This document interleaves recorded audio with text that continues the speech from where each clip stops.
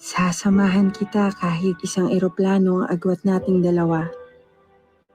Dahil kung nakakapagsalita lamang ang paliparan, ikukwento niya kung ilang beses akong lumingon pabalik sa'yo nung araw na ako'y lumisan.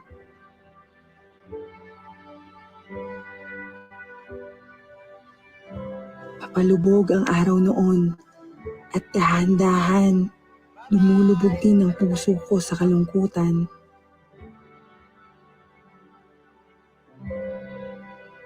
Ayaw sana kitang iwan, gusto kitang samahan sa mga umagang nagmamadali ka papasok sa eskwela.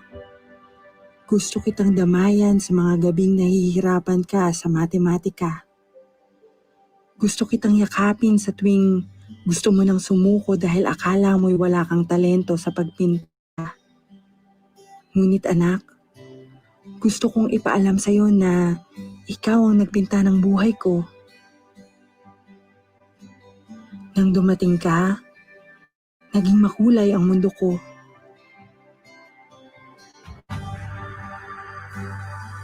Ang dating mga baluktot na linya ay naging tuwid. Ang dating madilim na larawan ay nabigyan ng liwanag. Kaya anak, gusto pa rin kitang samahan sa bawat mong karanasan, sa mga tagumpay at kabiguan. Sasamahan kita hanggang marating mo ang mga ulap, hanggang maabot mo ang iyong mga pangarap.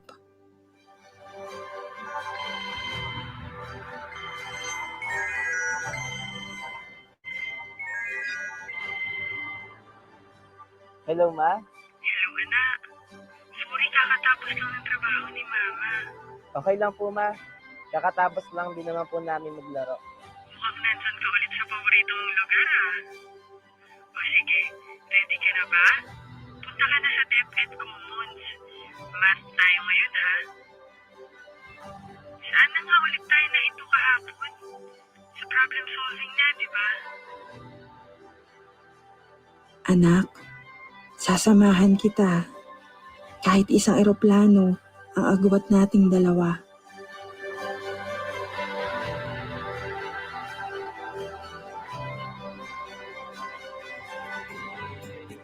We could administer online examination by introducing to our teachers and our learners yung tinatawag namin ngayong DepEd Commons. No?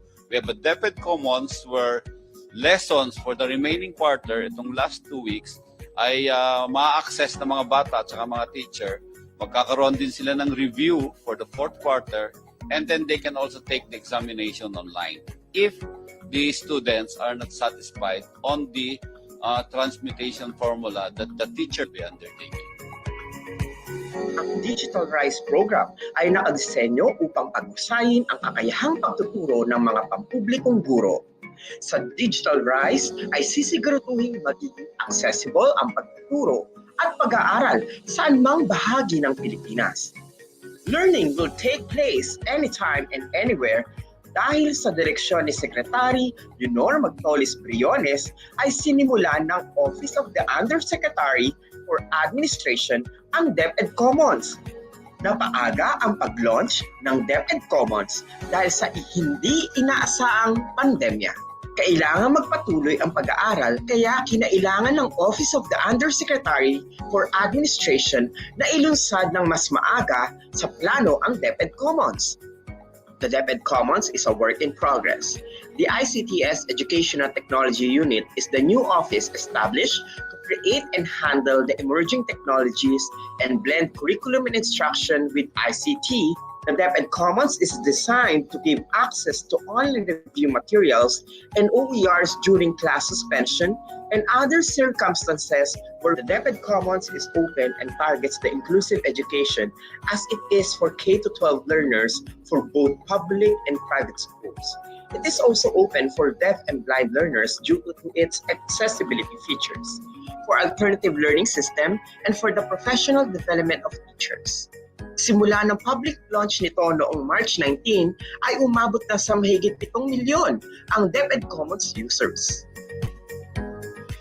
And the second approach is now very popular, Mr. President. This is the online learning platform, and we in DepEd, we have what we describe as DepEd Commons. Right now, we already have over 7 million subscribers, wherein lessons, homework, quizzes, tips to learners and to teachers are all in the DepEd Commons and are accessible even to the parents. So we have instances, Mr. President, of parents who are abroad and who are monitoring what is happening to their children. They also go to the DepEd Commons and check on how their children are. Para magkaroon ng free access sa paggamit ng DepEd Commons, nakipag-ugnayan si Yusek Aling Pascua sa Globe at Smart para mas maging accessible para sa lahat ang platform. Ito ay alinsunod sa apila ni Secretary Nor Magtolis Briones sa NTC at EICT na suportahan ang mga mag-aaral at guro sa panahon ng quarantine. The DepEd Commons is an online platform now that we have launched during the ECQ. At the moment, it is a repository of all open educational resources coming from teachers of DepEd. It is a work in progress, and we intend to collate all available material so that we can enrich the platform and we can make available these materials to all learners and to all teachers. Para makalagin sa DepEd Commons, kailangan pumunta sa commons.deped.gov.ph. Gawin ang mga sumusunod. Una, piliin kung ikaw ay nasa public o private school. Pangalawa, i-type ang school name o ang school ID. Pangatlo, piliin kung ikaw ay student o teacher. Pang-apat, i-type ang pangalan at email address. Optional para sa mga mag-aaral ang paglalagay ng email address. Samantala, para sa mga magulang na tinuturing facilitator ay maaaring mag-login bilang teacher. Pang-lima, i-click ang save button. Magaling! Nasa loob ka na ng ating DepEd Commons. Kapag ikaw ay nakalogin, makikita mo sa kaliwang bahagi ang mga menu. Sa Spotlight, makikita ang mga featured learning materials mula sa mga stakeholders at partners ng DepEd. Ito ay naglalaman ng paksa tulad ng cyber safety, DOST courseware, Oplan Kalusugan, DRRM, storybooks, at math blog lessons. Ang DepEd Commons ay saklaw din ng ating ALS learners, kaya makikita dito na maaaring i-download ang mga modules na naglalaman ng interactive formats upang mas maging kaigay-gaya ang pag-aaral at makuha ang interes ng mga ALS learners. Sa mga susunod na araw ay madadagdagan ang mga kagamitan dito bilang paghahanda sa pasukan. Ang Learning Management System o LMS ay isang software application na ginagamit sa maraming paaralan sa mundo, lalo na sa kolehiyo at malalaking pamantasan. Sa pangunguna ng ICTS Educational Technology Unit, ang DepEd LMS ay nabuo upang maging suportang kagamitan sa DepEd Commons. Ang DepEd Learning Management System ay para sa lahat. Ito ay gagamitin ng mga guro upang makalikha ng isang maayos na structured ng pagkakasunod-sunod ng mga aralin. Tayo ay may humigit kumulang sa 400,000 teachers na may kaalaman sa paggamit ng DepEd Learning Management System o LMS. Patuloy pa din ang training na ginagawa sa pamamagitan ng webinar sessions. Narito ang iba't ibang katangian ng DepEd Learning Management System na siyang bahagi ng programang Digital Rise ng kasalukuyang administrasyon. Inclusive education.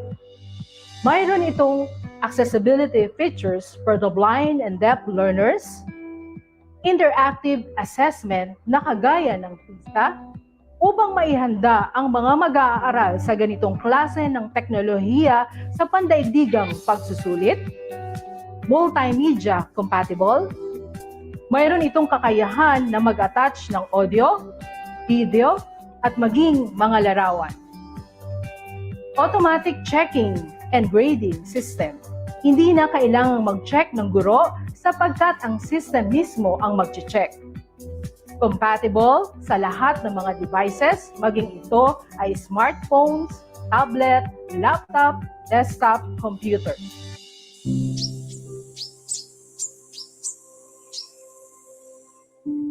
Naranasan ko ng maiwan. Hindi ko na mabilang kung ilang beses akong nakiusap hanggang sa maubos ang pangungusap. Naisip ko na ring sumuko dahil sa sunod-sunod na bagyo. Parang walang katapusan itong kalbaryo. Saan nga ba ako patungo? Saan ba ang dulo nito? Sa paglalakbay, muntik na akong huminto. Pero sinalubong mo ko.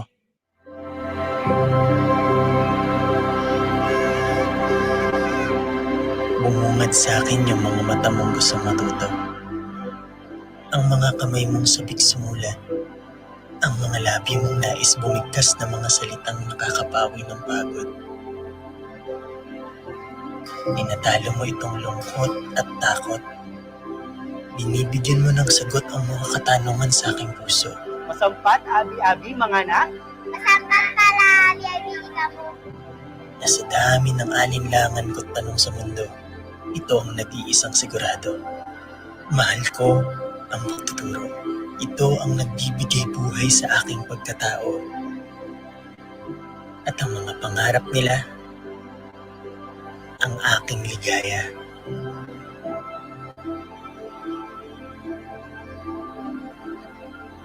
Minsan na rin akong naiwan. Saan?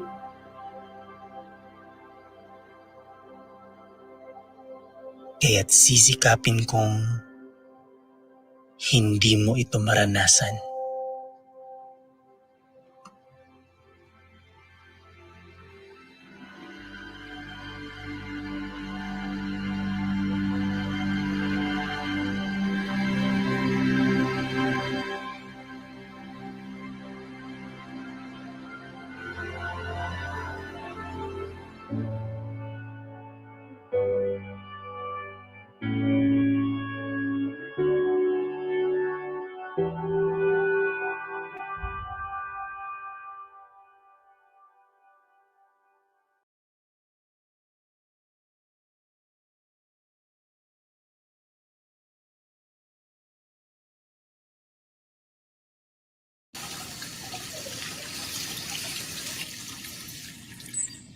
Magsisimula ng klase mo, naka-on na ba yung laptop?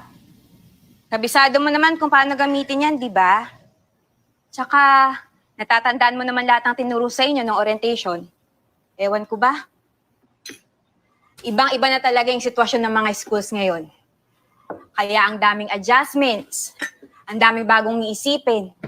Tapos tiwala na lang talaga na lahat makakasabay. Wag lang sana na kulang ka pala sa gamit. Yung password mo, baka makalimutan mo Sinulat ko na dyan. Sinetapan na rin kita ng folders para meron ka sa assignments, quizzes, tsaka exams. Iwahiwalay na yon para hindi ka malito. Tapos, pag nagka-problema sa pag-access ng learning modules mo, i-text mo ako. Tatawag ako para tulungan ka. Oh, ready ka na ba? Don't worry, anak. I got this.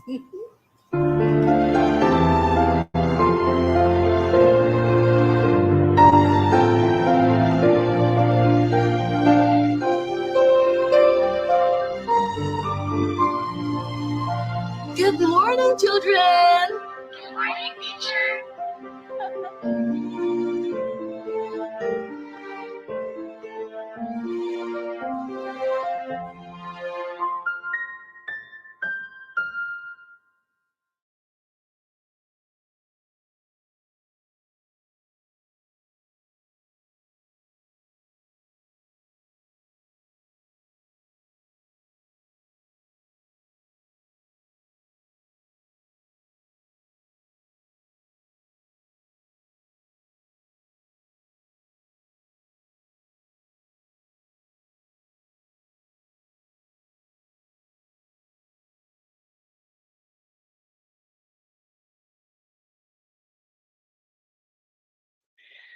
Good morning, everyone. Time check, it's already 8 o'clock in the morning, exactly 8 in the morning.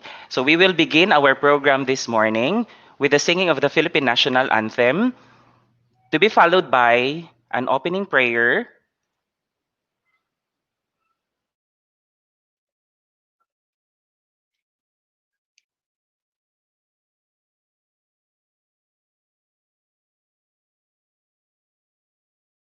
Mga kababayan, ang pambansang awit ng Pilipinas. Kayang magiliw, telas ng sinakalan, alam ng puso, sa dikit mo'y bukay. Lupang pinirang, tuyak ka ng magiting, sa mandutupin, di ka pasisigaw, sa nagatak tutok sa simoy at sa langit ng pagkaw, ay hinatang tula, awit sa pagkayang minamahal. Ang isang ng pagkawat mo'y tagumpay na naghihingi. Ang pituloy at araw niya kailan pang ay magtitindig. Lumang ang araw ng warhagit pagsinta, buhay langit sa piling mo. Ang bigaya ng kantay mga api, ang mamatay ng dahil sa'yo.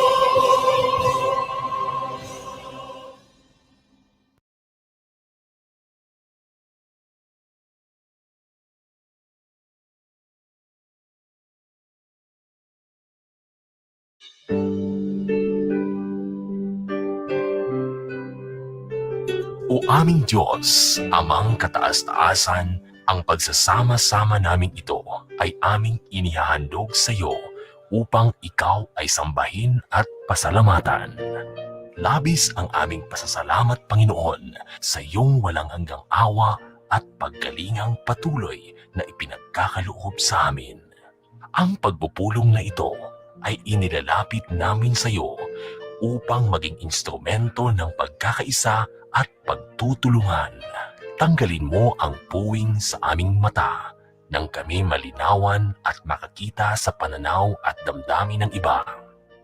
Alisin mo ang balakid sa aming mga pandinig upang aming maulinig, hindi lamang ang mga tinig, subalit ang nakakubling hinanahing, hinanakit at kahilingan ng aming kasapi.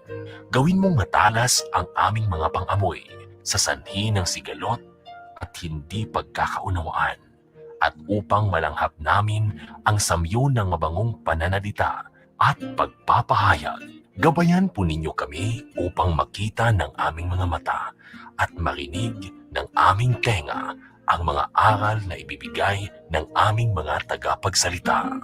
Gabayan mo ang aming mga hakbang nang matiyak namin ang landas na aming tinatahak ay yaong iyong itinakda para sa aming mga yabag.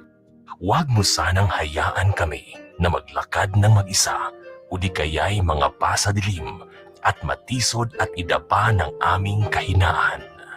Ito ang aming panalangin sa pangalan ni Jesus na aming Panginoon. Amen.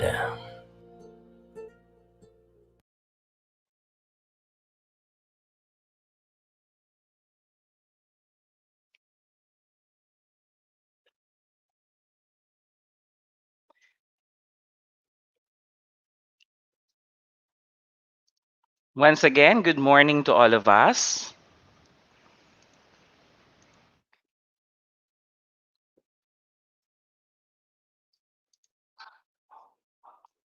I am Mr. Bobert Dumagan from the Schools Division Office of the Division of Davao del Sur. Welcome to our Learning Delivery Modalities Course 2 for teachers. This time, we will be hearing a message from our Schools Division Superintendent. But since our SDS is still busy with the presentation for our budget at the regional office, we will forgo with that for the time being. So sa ngayon, i-introduce ko muna sa inyo yung ating mga participants. With me, we have our Education Program Supervisor from the Curriculum Implementation Division, Please welcome Dr. Rita L. Relianos. Hello, Madam. Good morning. Hi, good morning. Yes, it's so good to see you. Yeah, so good Uh, to Sir Bobert. yes, Madam. And the day has arrived, and we Yeah, are finally. now, yes, we are now doing the rollout. Okay. And I would also like to introduce to you our teacher participants from the field. Let us first welcome Teacher Angel from Sinoron Elementary School from Santa Cruz South District. Teacher Angel, hello. Nakamute? Nakamute yung mic. Ayan, good morning. How are you? Pero laban. Kumusta ang recording? Doing Next, we good. also have teacher Richel Ann from Governor Nonito Diliano Senior National High School, Kiblawan South District. Hi, good morning. Hello, teacher Richel. Good morning. Hello, everyone. Yes. And we also have teacher Pearl from Serino Lamoza Elementary School of Hagonoy 1 District. Yes, magarbuhong Davao del Sur kanatong tanan. Sir Yes, Bobert, good Ma'am morning. Rita, Sir Kirk, and to my colleagues here. Good morning, everyone. Yes. And also we have teacher Jason from Tibungbong Elementary School of Matanao 2 District. Good morning, everyone. Good morning, Hello, teachers. teacher Jason. Good morning. And of course, my companion and my partner in the school management monitoring unit. Let us welcome Dr. Kirk Sunnyhill P. Herwela.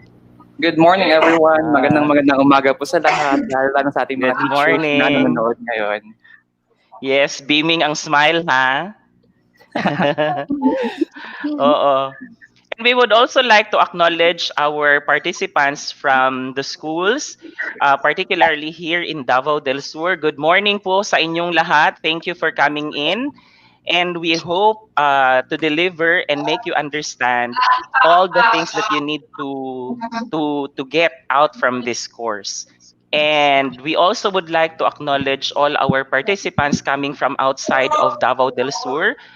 We have participants coming from Davao Occidental, we have from Tagum, we have from Panabo. As far as I can recall, we also have from Davao de Oro and Mati and all the nearby provinces under Davao region.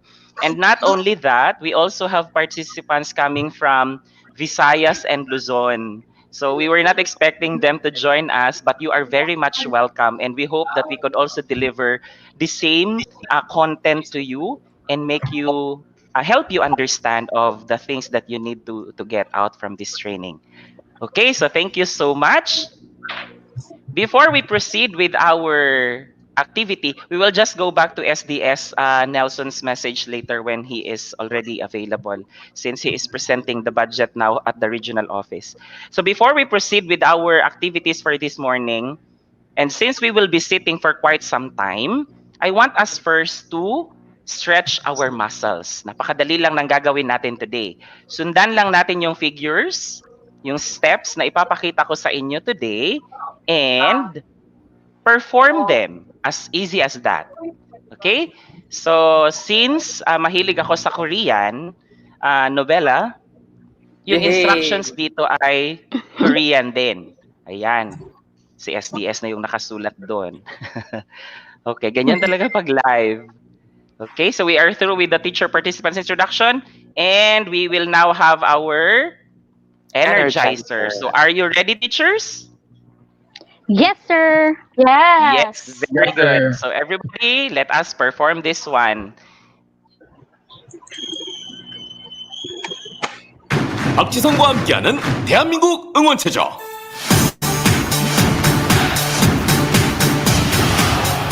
안녕하세요. 박지성입니다. 여러분 준비되셨나요? 자생 1, 2, 3 척추체조로 대한민국을 응원해주세요.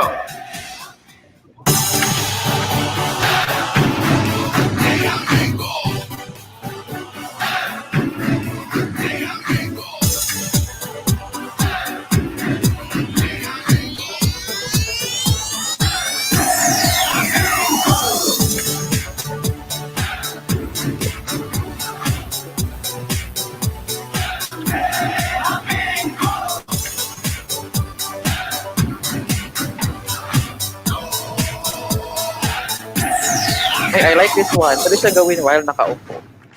왼손을 앞으로 나란히 앞사람의 어깨를 잡아줍니다. 오른쪽 골반을 위로, 왼쪽 골반을 위로, 올문이 열리는 순간까지 함께 엉덩이를 들썩들썩.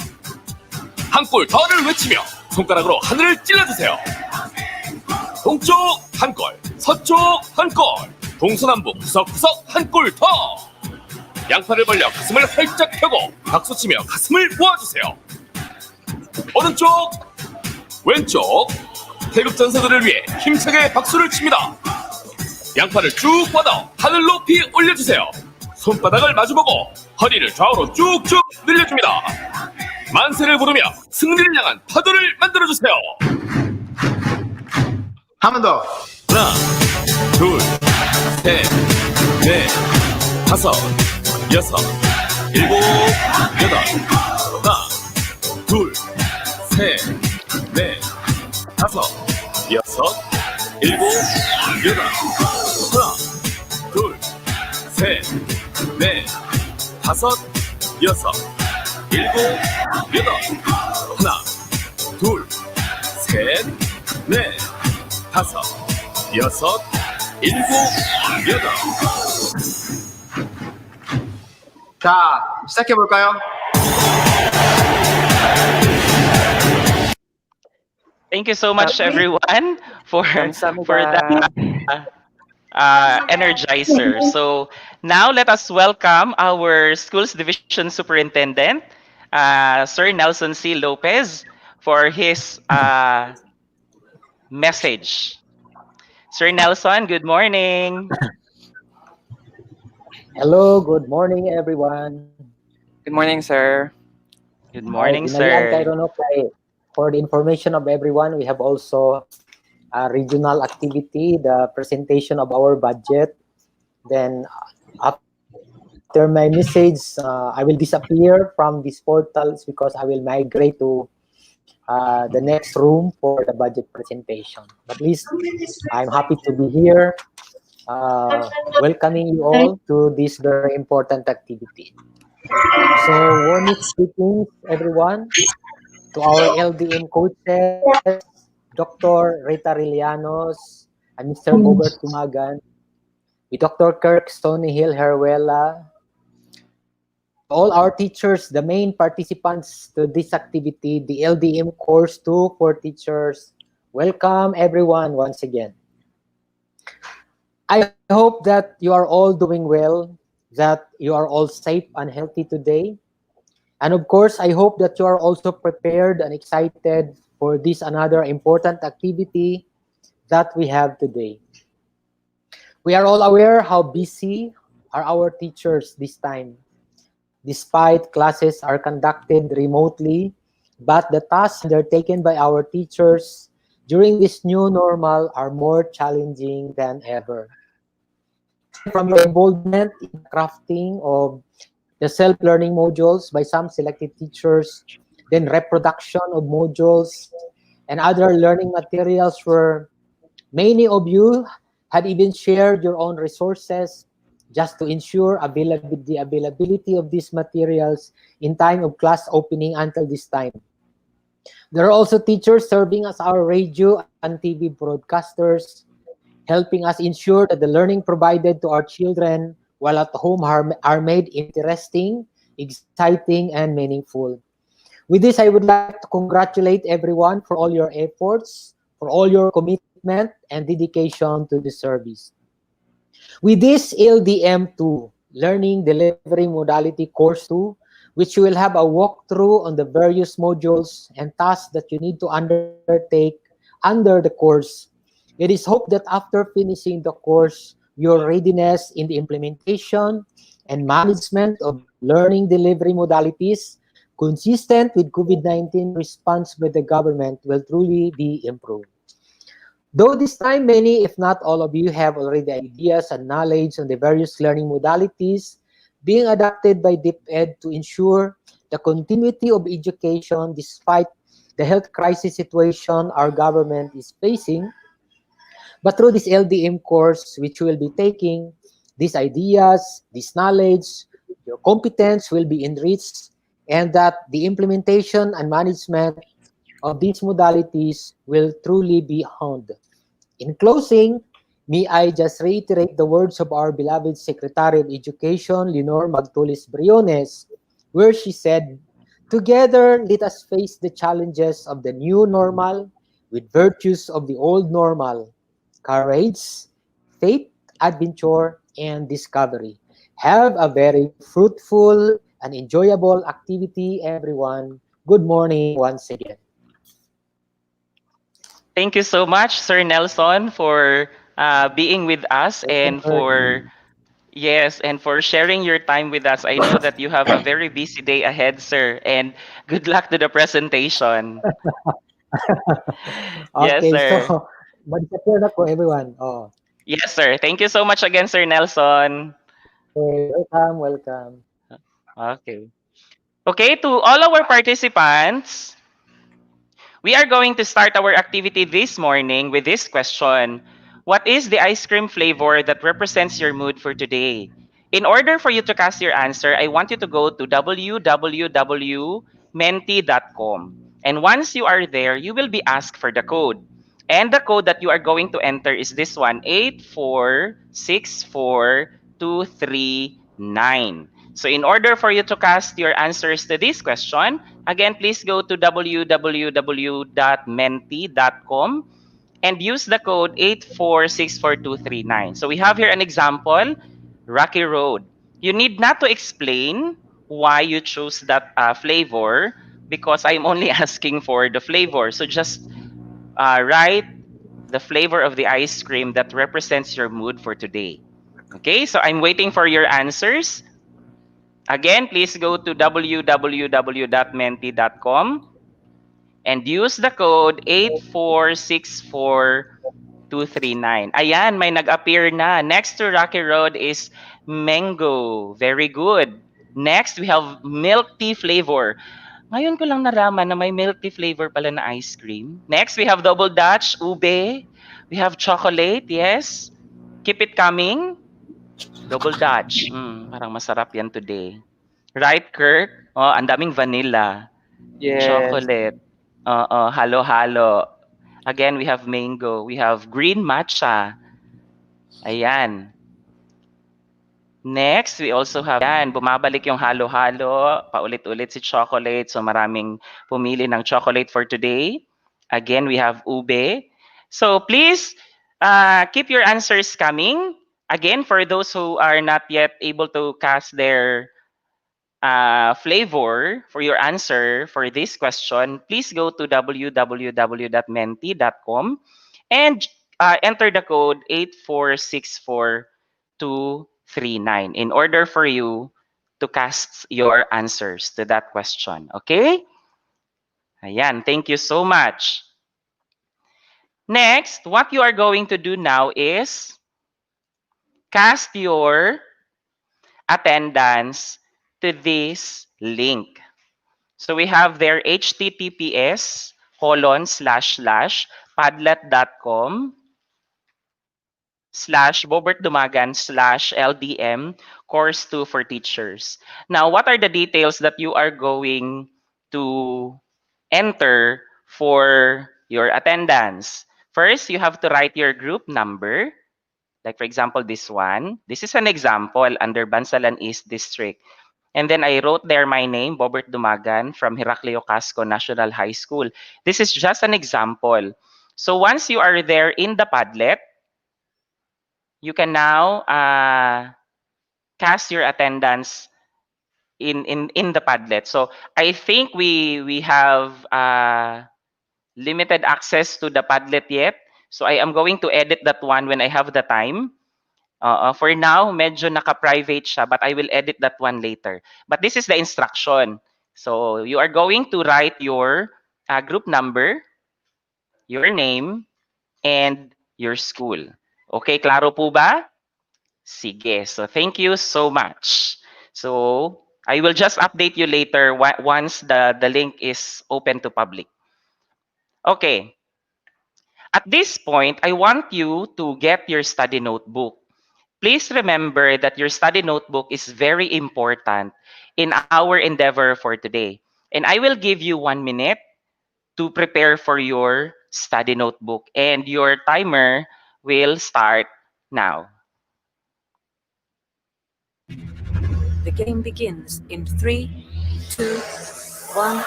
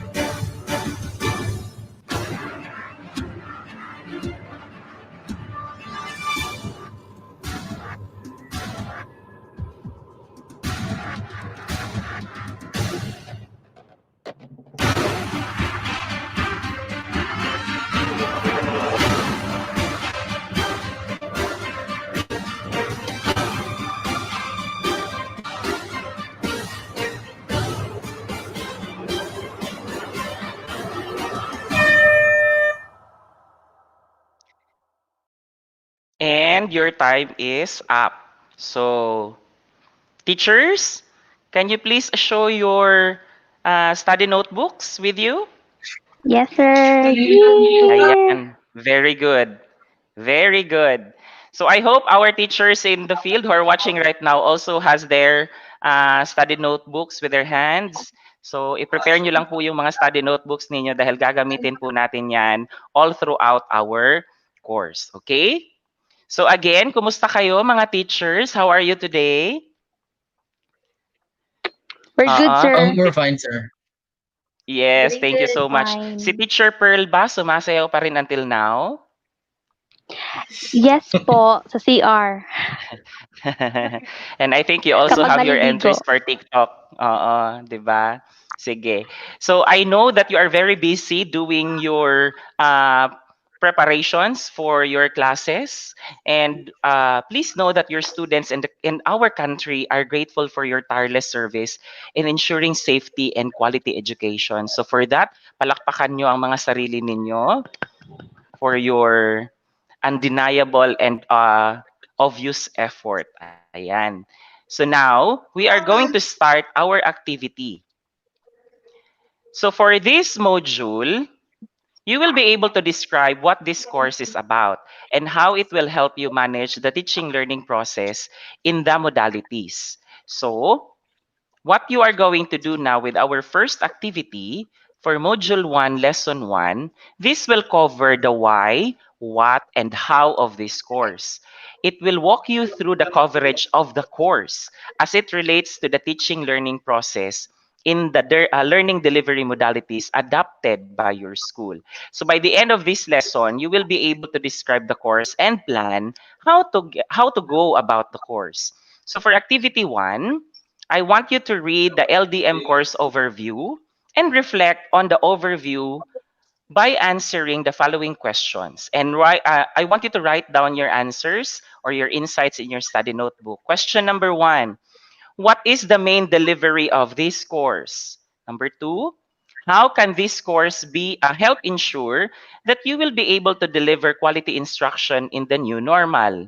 Number 3, what are the 2 support mechanisms that will help you with your learning in this course? Now, we are expecting that you have already browsed and read all the materials that were given to you through the link posted in our private group. So I will only give you around 3 minutes and to add answers to the things that you have scribbled on your notebooks. Okay? So your 3 minutes will start now.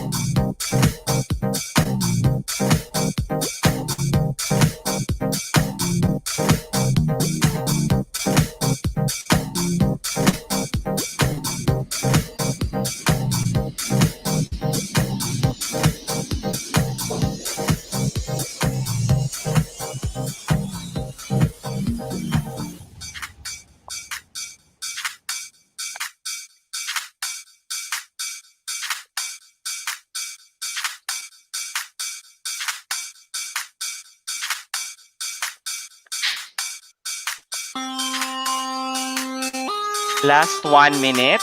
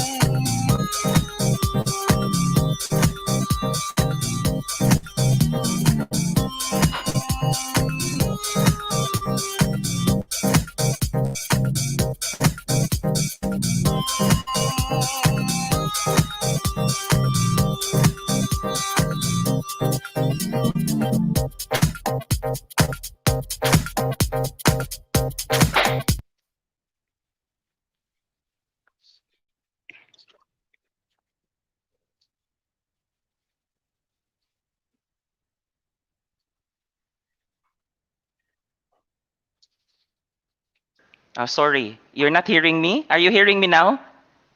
Yes po. Okay, sorry. Okay, for our teachers who are watching us live now, do not worry if you were not able to finish answering all the 3 questions. You can always go back to your study notebook later. Just follow our sequence at this moment so that you will be able to get a grasp of how are we going to go about with the sequence, okay? So after that activity 1, we are now going to proceed with your activity number 2. So what is activity number 2? Answer the following questions by copying and filling out the table in your study notebook. Question number 1. How will my personal characteristics and circumstances affect, it could be positively or negatively, my participation in this course? Ano ba yung mga personal characteristics na meron kayo at the moment or right at this very moment which you think can positively or negatively affect your participation in this course? Would it be your geographical location? Would it be your limitation to internet connectivity? Or yung circumstances ba ninyo ngayon medyo difficult ba? So, sulat nyo siya dyan. Question number 2.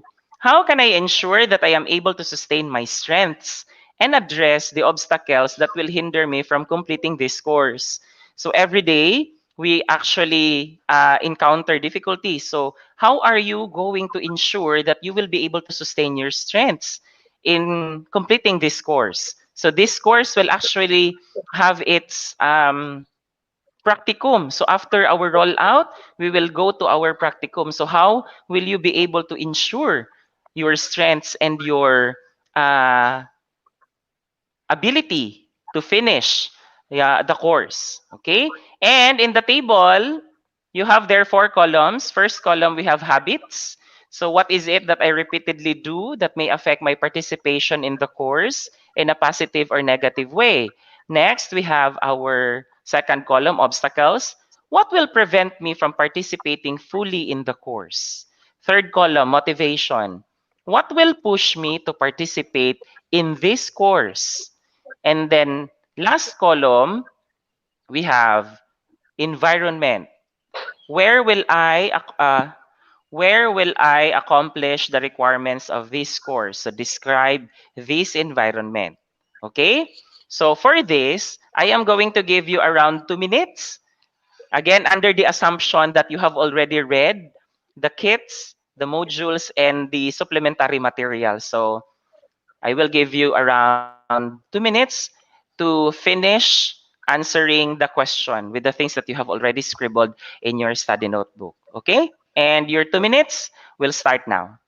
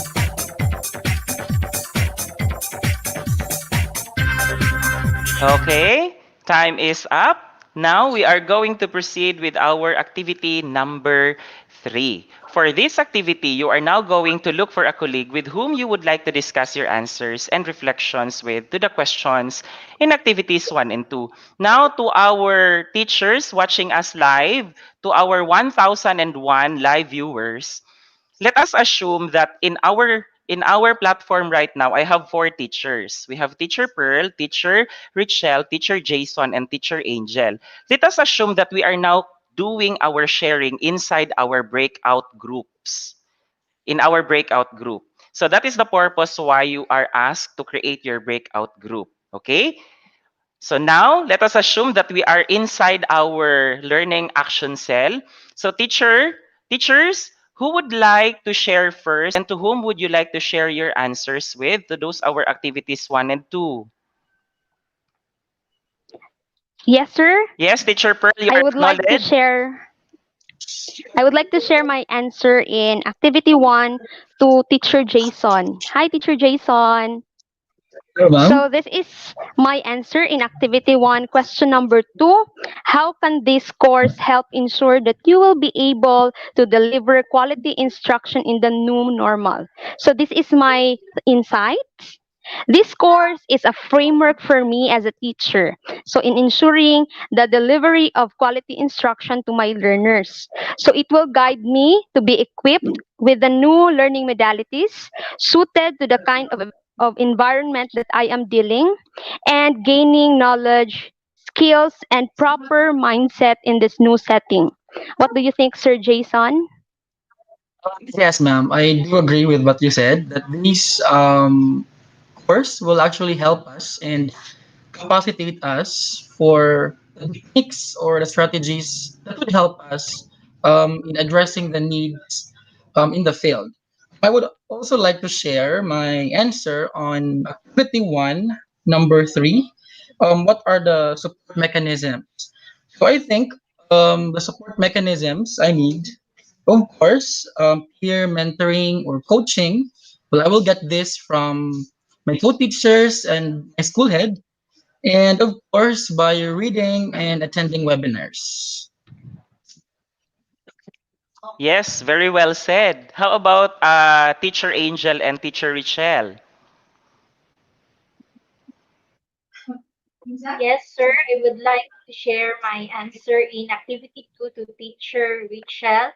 So first, I will share my answer for question number 1. How will my personal characteristics and circumstances affect positively or negatively my participation in this course? So my professional attitude towards answering the LDM modules will affect positively my participation in this course. Though I have other essential school-related works aside from answering these modules, still I am optimistic that gradually I can finish all of this on time.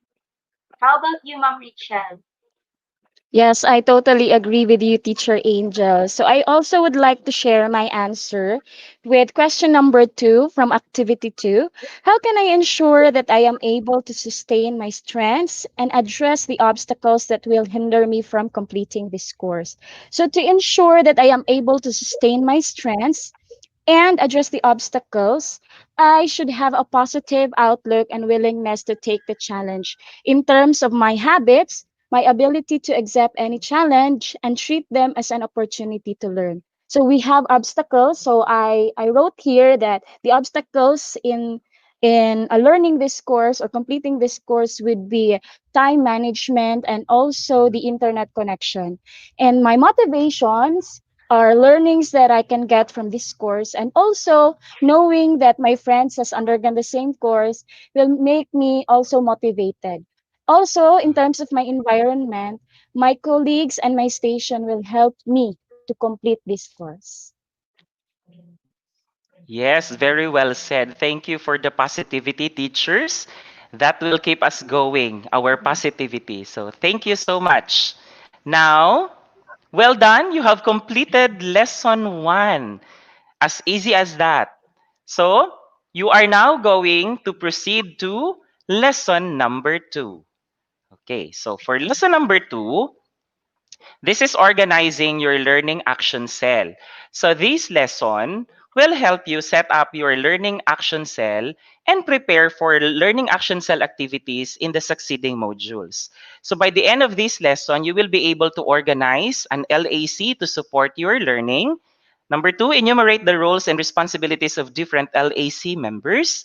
And 3, we have set protocols and norms for the conduct of LAC sessions.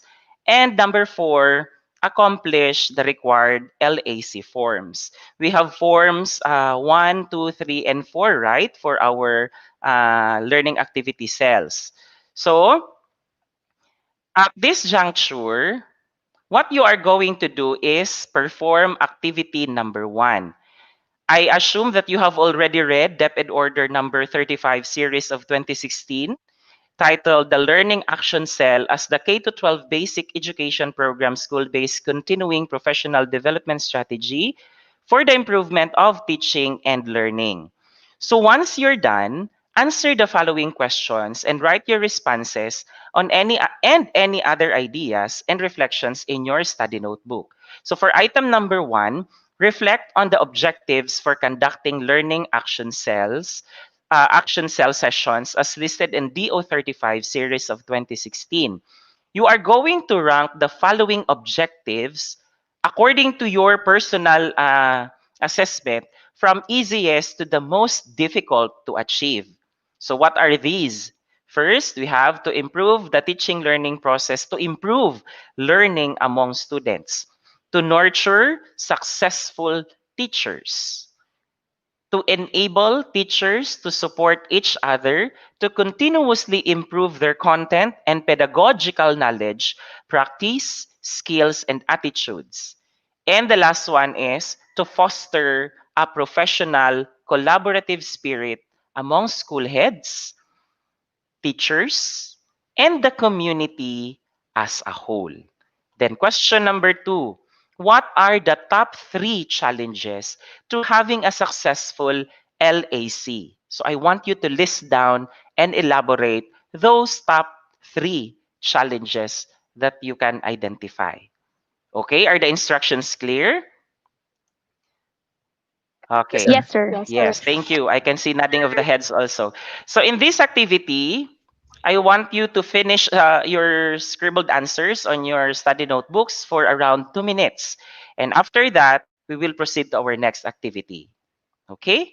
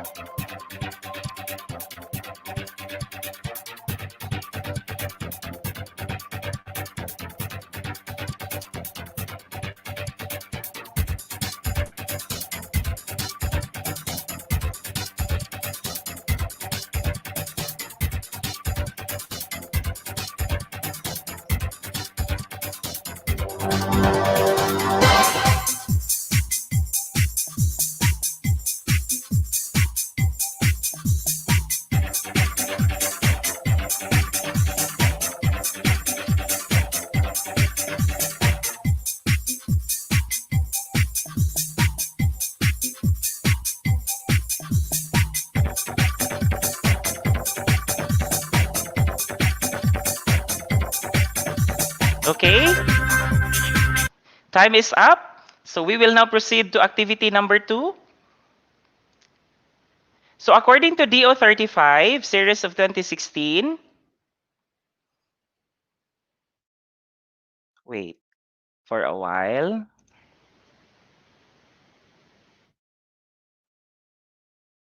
Okay, there it is. So according to DO35 series of 2016, a learning action cell should have no less than 2, but not more than 15 members each. So get in touch with your designated coach or LAC leader informing your LACs.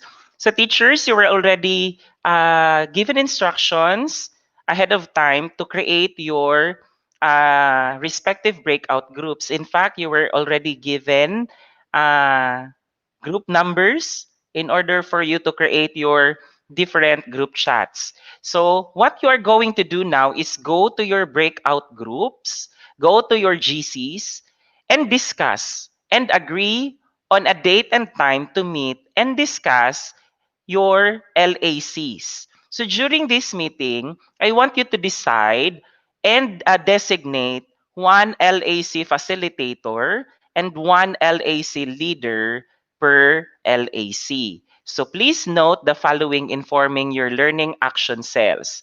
LACs should be composed of teachers. So discuss your preferred LAC composition with your assigned instructional coach. In this case, your instructional coach would be your school heads.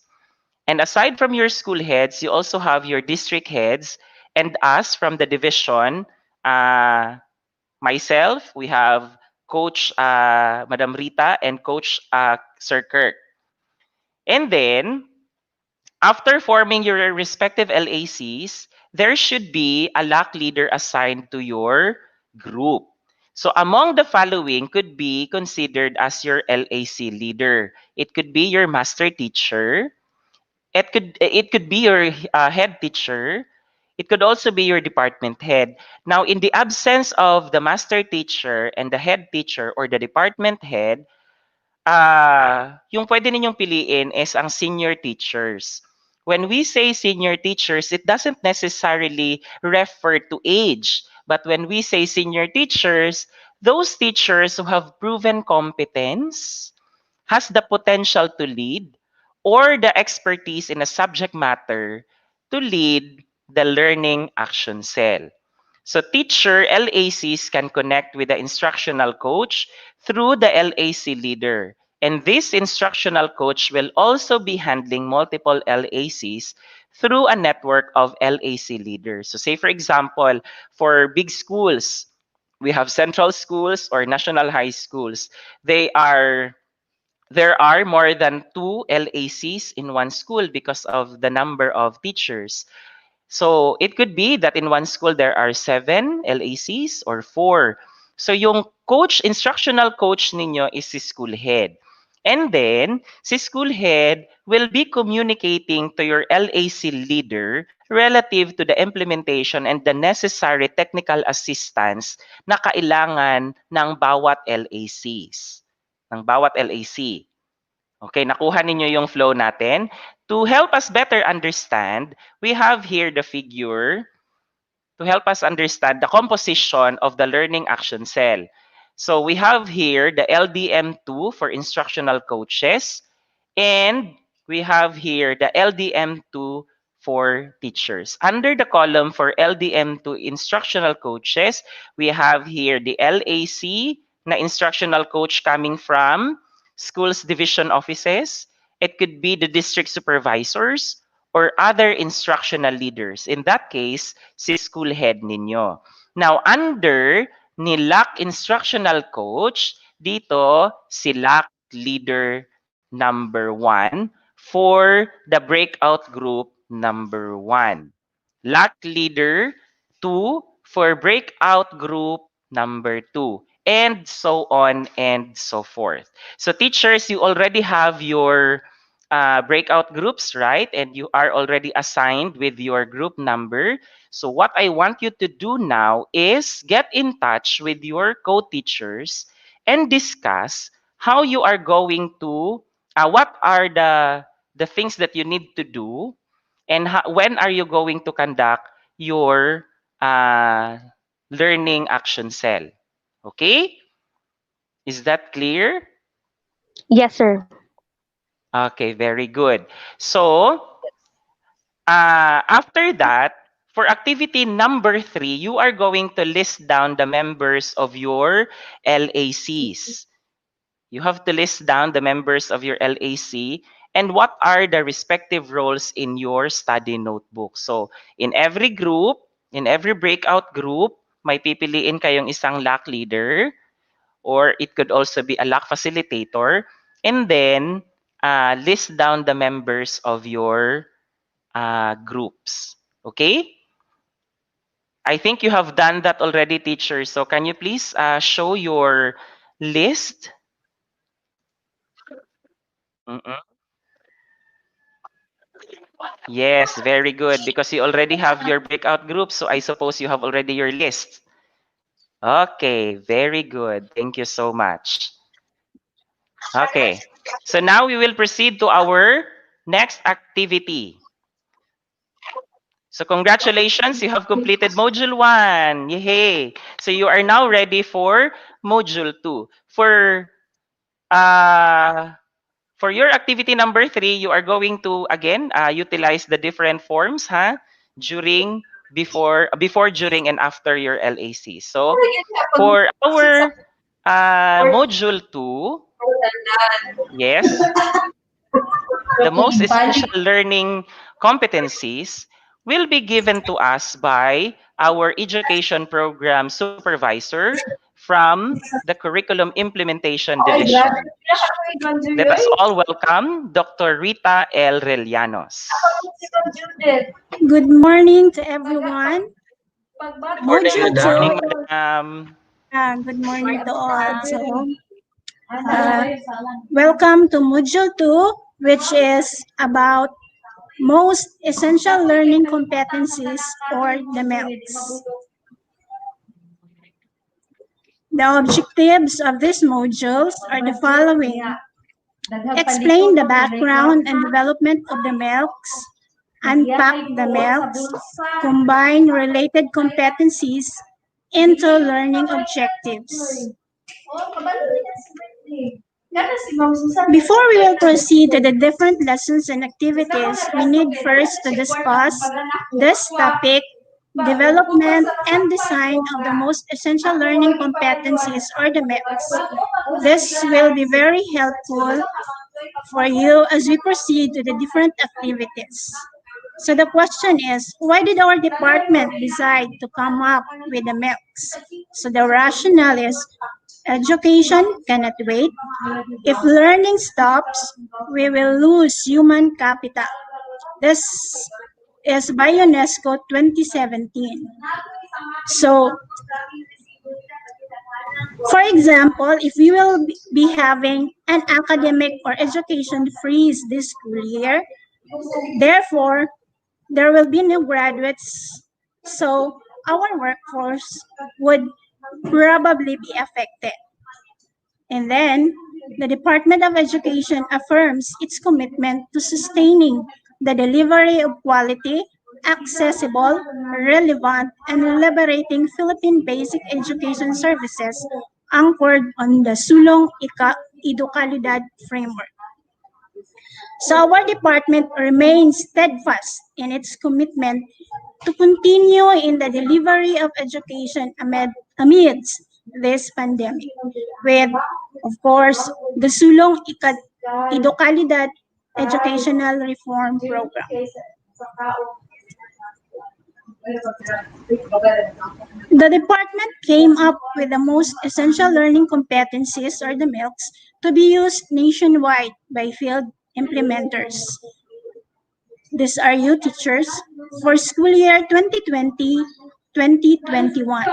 So as you have observed, in all the modules that we are using this year, the competencies used or taught are the identified most essential competencies. The content and performance standards can be found in Annex C, Guidelines on the Use of the Most Essential Learning Competencies or the MELCs of DepEd Order Number 12, Series 2020 for field implementers to recognize that the MELCs are anchored on the prescribed standards. So if you want to have a deeper understanding on the use of the most essential learning competencies, you can browse this DepEd Order Number 12, Series 2020. The background on the identification of the MELCs. The department, through the Bureau of Education Development Curriculum Standards Development Division, in collaboration with the Assessment Curriculum and Technology Research Center, ACTRC, started working on the identification of essential learning competencies in the middle of 2019 as part of its review of the intended curriculum. So it was already scheduled review of the K-12 curriculum. So it was started in the middle of 2019 that this August bodies, the BCD, particularly the Curriculum Standards Development Division, together with ACTRC, started the review of our curriculum. Of course, this was initiated by our secretary, Leonor Magtolis Briones. So the review was done not just to adhere the provision of Republic Act 1053-3 that the curriculum must be reviewed but also because it is really the commitment of our secretary to ensure that our education will be of quality and relevant and a liberating one. Specifically, the review covered the following: mapping of the essential and desirable learning competencies within the curriculum, identification of prerequisite knowledge and skills needed to prepare students for essential learning competencies, and analysis of the interconnectedness of the prerequisite knowledge and skills among the learning competencies for its subject area. So all these things were done during the review, which resulted to the listing of the ELCs, or the essential learning competencies, and the DLCs, or the desirable learning competencies. What are these two things?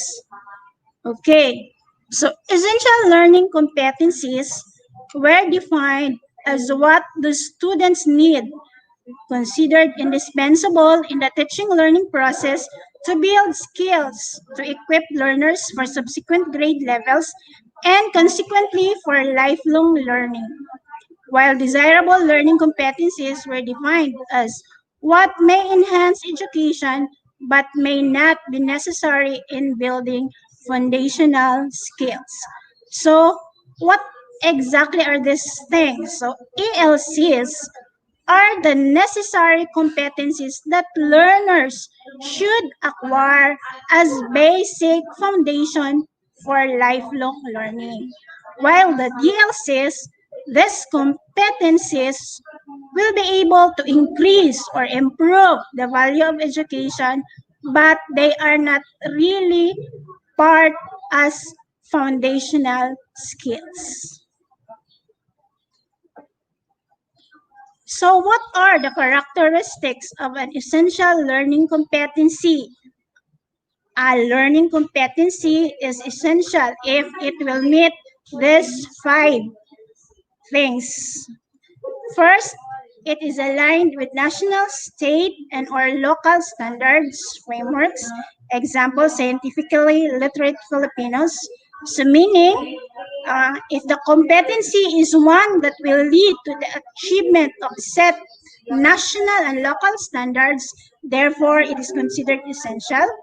Next, it connects the content to higher concepts across content areas, meaning if the competency has connection to higher or much complex concept across subject areas, therefore it can be considered essential.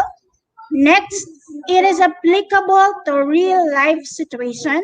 So if that competency is usable in our daily life existence, therefore it is essential. Next, it would be important for students to acquire the competency after she or he left that particular grade level. So, meaning if that competency will be useful as the learner proceeds to the next grade level, therefore, that will be considered essential. And last, it would not be expected that most students would learn this. So meaning, these essential competencies are quite higher order requirements. So therefore, not all students will be able to learn these competencies immediately. So from ALCs to MELT. So during the review, the team were able to identify the ALCs, and then eventually the ALCs became the MELTs. How did that happen? The number of the identified essential learning competencies per quarter were reduced. Thus the term most essential learning competencies. So, for example, this is hypothetical example only because I forgot the exact number. Example, in Filipino 6, there were identified 24 ELCs or essential learning competencies in quarter 1. but it was reduced to 16, meaning those 16 remaining ALCs became the most essential learning competencies. So in determining the criteria for the selection of the MELCs, the department collaborated with stakeholders again from the ACTRC, during which the descriptor is called endurance was considered the primary determining factor. So if a competency is enduring, that will be considered as most essential. So what is an enduring competency? It is enduring if it remains with the learner even long after a test or unit of study is completed. So after the discussion of that competency by the teacher, that will be embedded, that will remain in the child or the learner, so that will be considered most essential or rather enduring competency.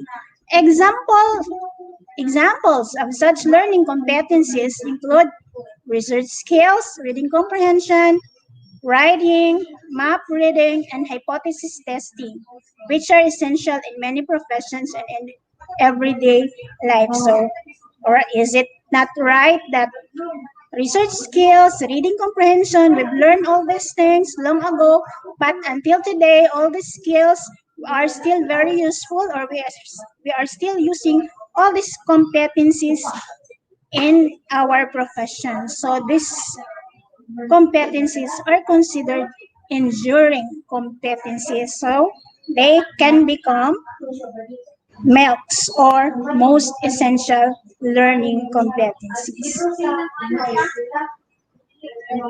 Okay. In determining the most essential learning competencies, there was a process that was followed. Madam Okay, Rita, and for a while. yes po. Oo, yes, madam. We can actually hear people at the back. Oo. Okay, guys, I'm sorry. Excuse me Yes, po, madam. mga ma'am. Sorry po, maririnig po kasi kayo eh. Live po to. Sorry po mga ma'am. Thank you so much, Madam Rita. Okay. Okay, so let's continue. There is a process that was followed in determining the MELCs. Okay. In this process, there was a decision to be made whether a learning competency is to be retained, merged, dropped, or rephrased. So, as a general rule, a learning competency is retained if it satisfies the endurance criterion, which greatly contributes to lifelong learning and is prerequisite skill to the next grade level. So as discussed earlier, the criterion that has to be satisfied was endurance. So what was an enduring competency? That should be a competency that will remain useful in the pursuit of education or in the lifelong learning of a child. Next, two or more learning competencies are merged or clustered if they have the same objective or intention and can therefore be combined into one comprehensive learning competencies. So competencies can be merged or clustered if they have similar purpose. So therefore, from around 2 or 3 competencies, if they are of the same purpose, then they can be merged into one and become a most essential learning competency. And then last, learning competencies are removed or dropped due to the following reasons. First, they are too specific and the articulation is similar to that of a learning objective. So if a competency is already that specific, therefore that could not be considered. So therefore that will be removed or dropped. Next, they are deemed appropriate to be introduced in an earlier quarter or grade level or moved to a later quarter or grade level. So, example, if a competency is found to be appropriate to be taught in an earlier quarter, so that will be removed, moved to that earlier quarter, or if it will be found to be appropriate to be taught in a later quarter or grade level, so that will also be moved to that quarter or grade level. Next, when they are recurring or occurring repeatedly, just like the competencies in Filipino, there are plenty of competencies that are recurring. There are those that appear already in the first quarter and then they appear again in the next quarters. So therefore, they can be removed or dropped. Last, they are subsumed in another learning competency. So if a competency is found to be a component of another competency, so that competency will be removed or dropped. So this was the process that was used in identifying the most essential competencies. So example, let us examine this example.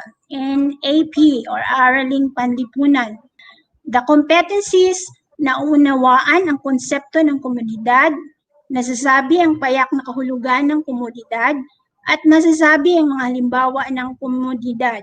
So, as you can see, this competencies talks about komunidad. So, this was merged into na ipaliliwanag ang konsepto ng komunidad. So, this competency is already, ang dahilan bakit dito na-merged ay sapat na ang isang kasanayang pampagkatuto upang maisakatuparan ang layuning maunawaan ang konsepto ng komunidad. So, this competency na ipaliliwanag ang konsepto ng komunidad is more than enough for the learners to learn the concept about komunidad or community. Example of a competency that were dropped. Okay, that was dropped. Example, na ipakikita sa iba't ibang sining ang pagmamalaki sa mga natatanging kaugalian, paniniwala at tradisyon ng iba't ibang lalawigan at kinabibilangang rehiyon. Okay? So, ang MELCs niya na ipapamalas ang pagpapahalaga sa pagkakatulad at pagkakaiba ng mga kultura gamit ang sining na nagpapakilala sa lalawigan at rehiyon. Halimbawa, tula, awit, sayaw, pinta, at iba pa. Masyadong ang dahilan bakit ma-draft at pinalitan ng MELCs na ito ay masyadong espesipiko ang nasabing kasanayang pampagkatuto, kaya ito pinalitan ng mga komprehensibo o ng mas komprehensibong competency. So, mula sa specific, ginawang komprehensibo. So, ito na ngayon ang nagiging MELCs. Kaya yung original na competency ay dinrupt. Okay, halimbawa naman ng retained competency. Nakagagawa ng wastong pagkilos sa pagtugon sa mga alituntunin ng pamilya. Okay, retained ang competency ito at ginawang MELCs dahil komprehensibo na ang nasabing kasanayang pampagkatuto sa unang baitang. Dahil hindi mo magawang makapag-respond o makagawa ng wastong pagkilos kung hindi mo alam kung ano yung mga alituntunin ng pamilya. So alamin mo muna, malalaman mo na ng bata o ano yung mga alituntunin, and then makagawa siya ng wastong pagkilos ayon sa o pagtugon ayon sa mga alituntunin ito. Kaya ito ay kinonsidera bilang isang komprehensibong competency. Kaya siya ay retained. Okay. So far, that was all about how the milks came into existence. So we will now proceed to lesson 1, background, rationale, and development of the milks.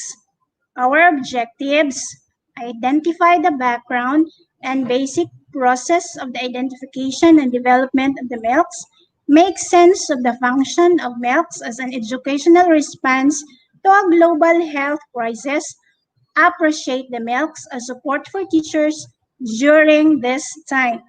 So we have discussed already the topic, so we may be able to achieve all these compet or other objectives. So we are now ready to do activity 1. So in this activity, you are to answer the following reflective questions in your study notebook. So you had your notebook prepared already. So the question is, the closure of schools around the world due to the global pandemic posed serious challenges on the delivery of quality basic education. As a teacher, what do you think are the fundamental concerns in terms of curriculum standards that need to be addressed in order to ensure learning continuity? Cite a specific example. Do you think these concerns could be solved by teachers alone? Why or why not? I believe you have already answered already because you were requested earlier to browse and prepare your responses to this question. Therefore, you are only given 2 minutes to review your answer, and your timer starts now.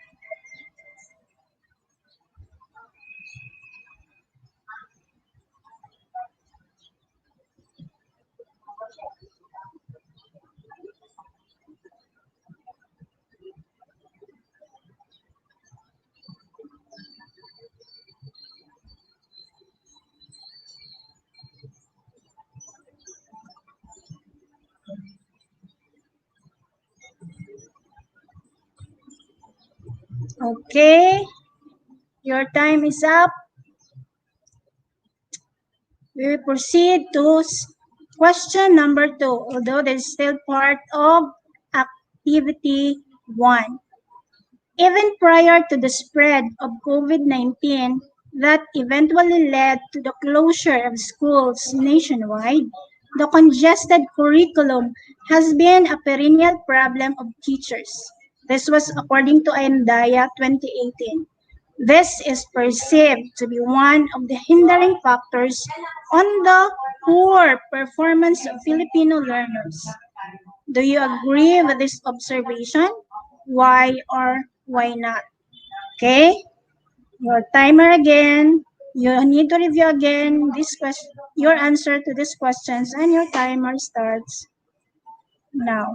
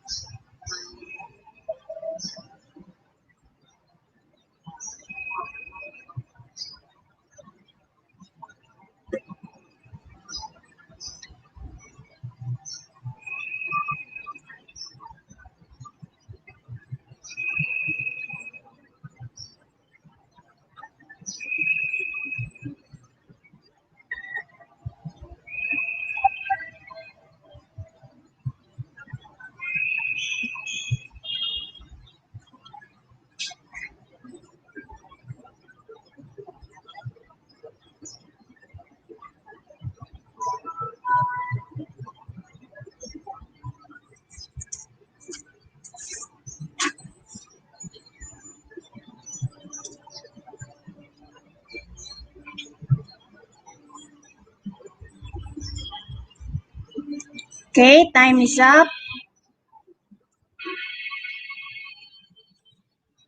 We are now on activity 2.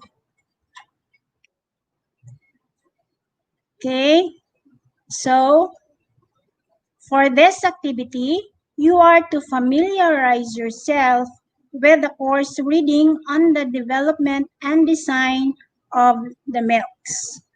After going through the document, we have done that, we have discussed that, you are to provide a brief and concise response to the following guide questions.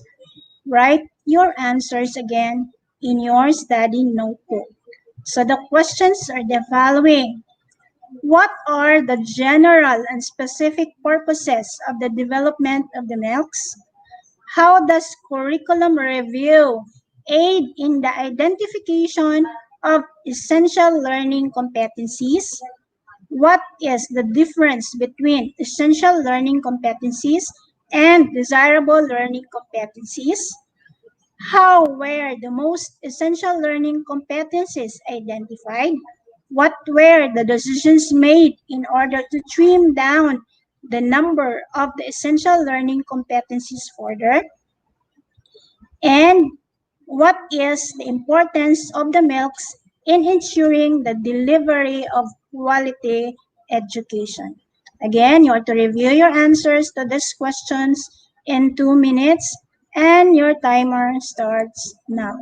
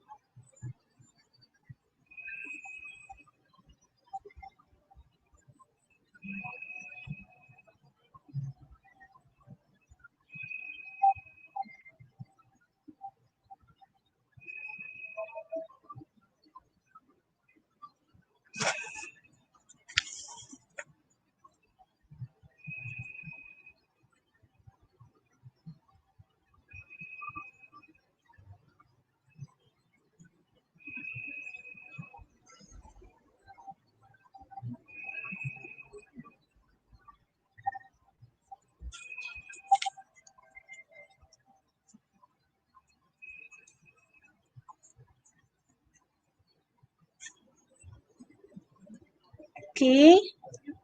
Right.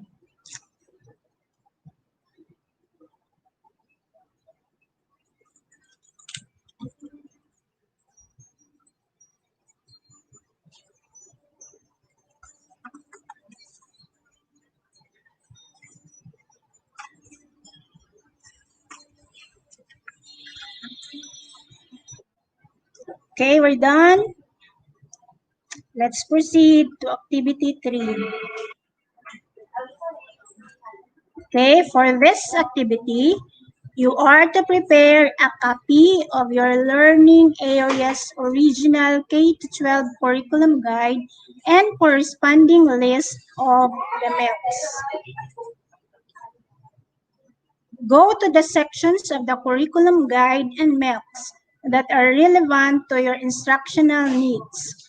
Copy and accomplish the following table in your study notebook and compare the two documents to determine which learning competencies were retained, dropped, or merged.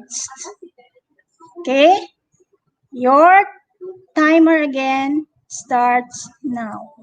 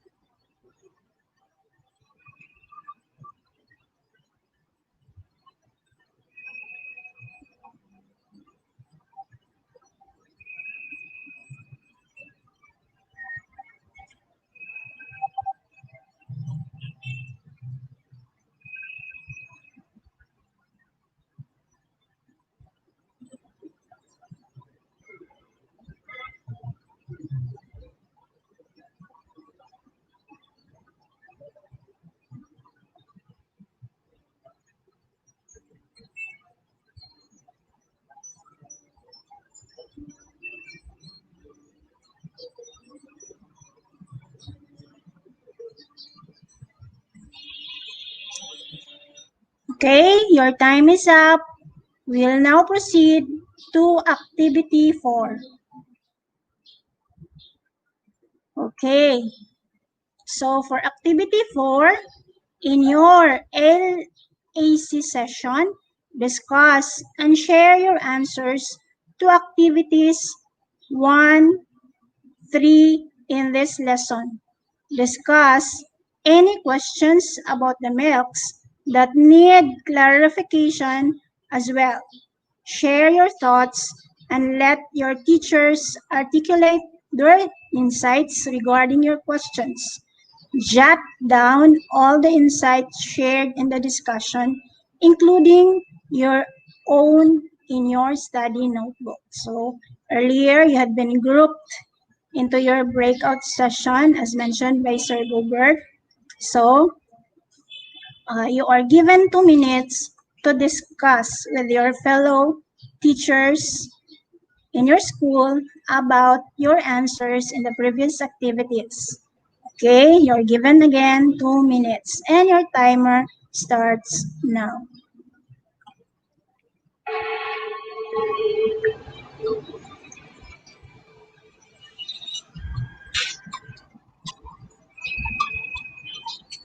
Madam Rita, I think Teacher Pearl would like to share.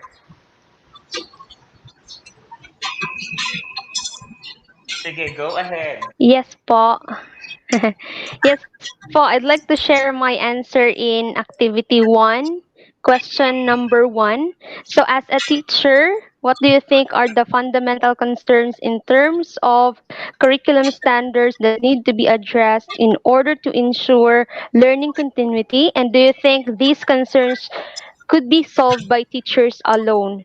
So the fundamental concerns in terms of curriculum standards that should be addressed are ensuring students master the competencies when there is no face-to-face learning, and how these competencies be mastered by them in a short allotted time using distance learning modality. And no, these concerns cannot be solved by teachers alone.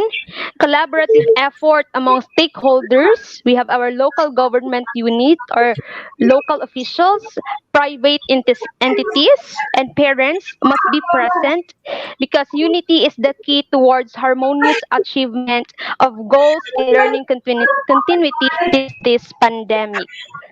So that's my insight. How about you, Ma'am Richelle, ma'am, in activity 2? Hello, Teacher Pearl. So, my answer for question 1, activity 2, what are the general and specific purposes of the development of milks? So, my answer is the development and release of milks does not only address the current pandemic, but it is also part of the department's long term response to the call of SDG 4 to develop resilient education systems, especially during emergency. So that's my answer. How about you, Teacher Jason? Yes, thank you, ma'am. I will share my answer on activity two, number three. What is the difference between essential learning competencies and the desirable learning competencies? So we have learned a while ago with Madam Rita. Essential learning competencies are defined as what the student need, considered indispensable. Competencies or lessons only taught at school and can't be learned in the community or at home. While the desirable learning competencies may enhance education, but may not be necessary in building foundation skills. Teacher Angel, would you like to add something? Yes, Teacher Jason, thank you. I would like to share my answer in activity 3. Prepare a copy of your learning areas content with 12 curriculum guide and corresponding links of MELCs. I have here the merged, third, retained, and dropped competencies in the K-12 learning competencies. So merged and clustered. First, describe the function of the reproductive parts of a flowering plant. This is in Science Grade 5. So for the MELCs, describe the reproductive parts in plants and their functions. For the retained competencies in K to 12, describe the different modes of reproduction in animals such as butterflies, mosquitoes, frogs, cats, and dogs. And for the retained competencies in milk, describe the different modes of reproduction in animals such as butterflies, mosquitoes, frogs, cats, and dogs. And for the dropped competencies in K to 12 learning competencies, infer useful products that can be formed out of local recyclable solid or liquid materials. So that's all, Madam. Okay, thank you very much, teachers, for sharing your insights. That definitely will be helpful to the rest of the teachers. So we will now proceed to lesson 2. Lesson 2 is on unpacking and combining milks into learning objectives. In this session, you will familiarize yourself with unpacking and combining milks into learning objectives. By the end of this lesson, you will be able to, first, understand the vital considerations in unpacking and combining milks. Second, unpack and combine sample milks. Third, affirm that unpacking and combining milks provide curricular flexibilities to field implementers. But before we proceed again to the different lessons and activities, we shall discuss first unpacking and combining the most essential learning competencies. How was this done? Okay. In unpacking the milks into learning competencies or objectives rather, you need to consider the following. First, alignment on the content and performance standards. The milks are not a departure from the standards-based design, which is one of the main features of the K-12 curriculum. In fact, there are no milks without the content and performance standards. So the key word here is alignment. So when we unpack the milks, we should see to it that the objectives or the LOs, the learning objectives that we are to make should be aligned with the content and performance standards. Okay, prerequisite knowledge and skills. It is worth noting that the identified milks cater to higher order cognitive demands. As such, lower cognitive demand may be considered first in creating learning objectives. This ensures that prerequisite knowledge and skills that would enable the achievement of milks and eventually the content and performance standards are addressed. So in the first great thing that we discussed, it should be aligned with the content and performance standards. Next to consider is if knowing that the milks are of higher cognitive demand or comprehensive competencies, therefore the lower cognitive demand can be first considered to be made as learning objective or LO. Next, logical sequence of learning objectives. Since the intention of unpacking the milks is to provide systematic learning experiences for learners, it is incumbent that the unpacked learning objectives follow a logical sequence. So in unpacking the learning competencies, we should follow logical order so that the learning of the students will make sense. It is not just that we just come up with any LO as we want. Rather, we should always think of the sequence of those LO that will really contribute to the achievement or accomplishment of the content and performance standards. So let us take a look at this example. So for example, the retained LC or the milk is natatalakay ang konsepto ng bansa. So if we are to unpack this competency to become or to have learning objectives or LOs, the following can be considered: na ibibigay ang kahulugan ng bansa, na iisa-isa ang mga katangian ng bansa, na paghahambing ang kahulugan ng estado at bansa, nakapagbibigay ng halimbawa ng bansa, nakabubuo ng sariling kahulugan ng bansa. So if we are to look into the LOs or the unpacked learning objectives, they follow a sequence and definitely they will develop this milk which is natatalakay ang konsepto ng bansa. Okay? Next, we will proceed to combining the milks. How is this done? In combining milks, field implementers should take note of the following criteria. First, commonality of content, topic, or theme. Milks to be combined should show commonality and relatedness in content, topic, or theme. This ensures that essential content and topic will not be watered down. Another, alignment with the content and performance standards.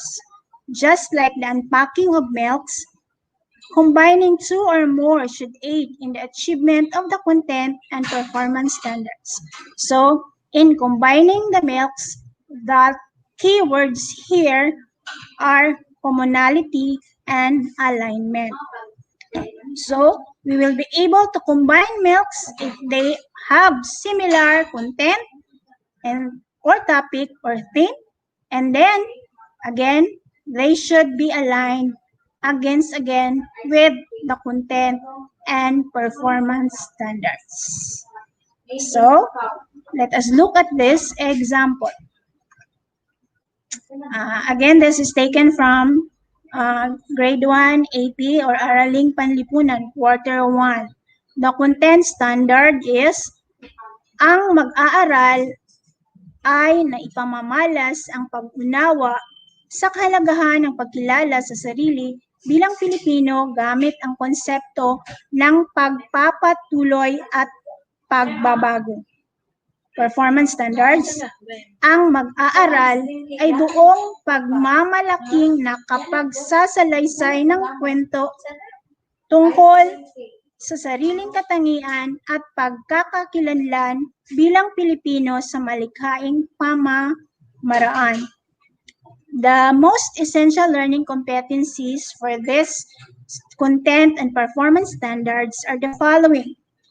Nasasabi ang batayang impormasyon tungkol sa sarili, pangalan, magulang, kaarawan, edad, tirahan, paaralan, iba pang pagkakalanlan at mga katangian bilang Pilipino. Nailalarawan ang pansariling pangangailangan, pagkain, kasuotan at iba pa at mithiin para sa Pilipinas. Third, or pangatlo, natutukoy ang mga mahalagang pangyayari at pagbabago sa buhay simula isilang hanggang sa kasalukuyang edad gamit ang mga larawan at timeline. 4, nakapaghihinuha ng konsepto ng pagpapatuloy at pagbabago sa pamamagitan ng pagsasaayos ng mga larawan ayon sa pagkakasunod-sunod. 5, naihahambing ang sariling kwento o karanasan sa buhay sa kwento at karanasan ng mga mag-aaral bilang miyembro ng pamilya, ng mga kapatid, mga magulang, noong sila ay nasa parehong edad, mga pinsan, at iba pa o mga kapitbahay. At pang-anim na competency na ipagmamalaki ang sariling pangarap o ninanais sa pamamagitan ng mga malikhaing pamamaraan. So pag-aralan natin ang mga competencies na ito kung may commonality ba sila para sila ay makombine. So, okay? So, narito ang summary. So, ang MELCs 1 and 2 ay maaaring i-combine dahil mayroon silang magkatulad na theme. Ang theme ay sariling pagkakakilanlan.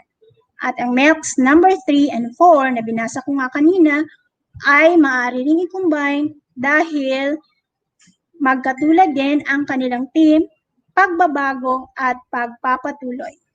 Halimbawa naman sa 5 and 6, hindi sila maaaring i-combine dahil iba-iba po ang kanilang theme or topic. For 5, kwento at karanasan ng sarili at kapwa. At ang 6 na competency, pangarap at mithiin. So, ito po ang halimbawa kung paano mag-combine ng MELCs. Okay, so we're done. We shall now proceed with activity 1. For this activity, you are to familiarize yourself with the course reading on unpacking and combining the MELCs which was discussed earlier. After reading the document, provide a brief and concise response to the following guide questions in your study notebook. So what are the questions? These are, number 1, what is the importance of unpacking and combining the MELCs? Second, what considerations must be taken in unpacking and combining the MELCs? Explain each. And last, do all the MELCs need to be unpacked or combined? Why or why not? Again, you are to review your answers of this in 2 minutes. And your timer starts now.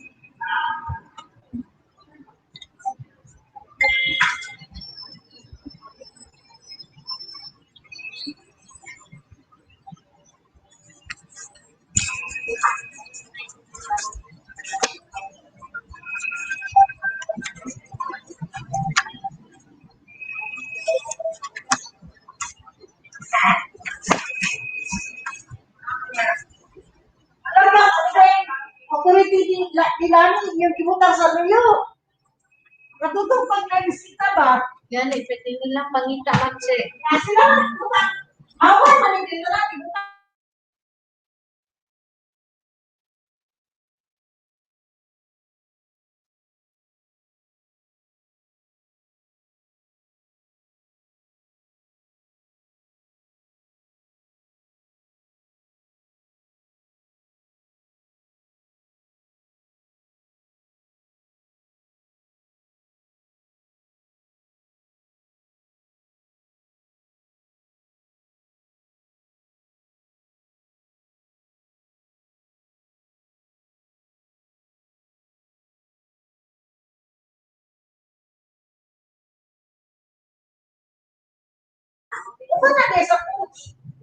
We're done with activity 1. We shall now proceed with activity 2. For this activity, you are to form a group of 4 members within your LAC, preferably with fellow teachers in your respective learning area. Using the curriculum guide and a list of the milks, choose milks in the first quarter and unpack this into learning objectives. Each team will present their unpacked learning objectives. Discussion and processing will follow each presentation. Suggestions and insights from each group will be considered in enhancing the learning objectives. Repeat the above process, but instead of unpacking, each team will now combine at least 2 milks of their choice. Group deliberation be observed in order to arrive at a consensus. And then again, you need to discuss and jot down your sentences in your study notebook. Okay? Your timer again starts now.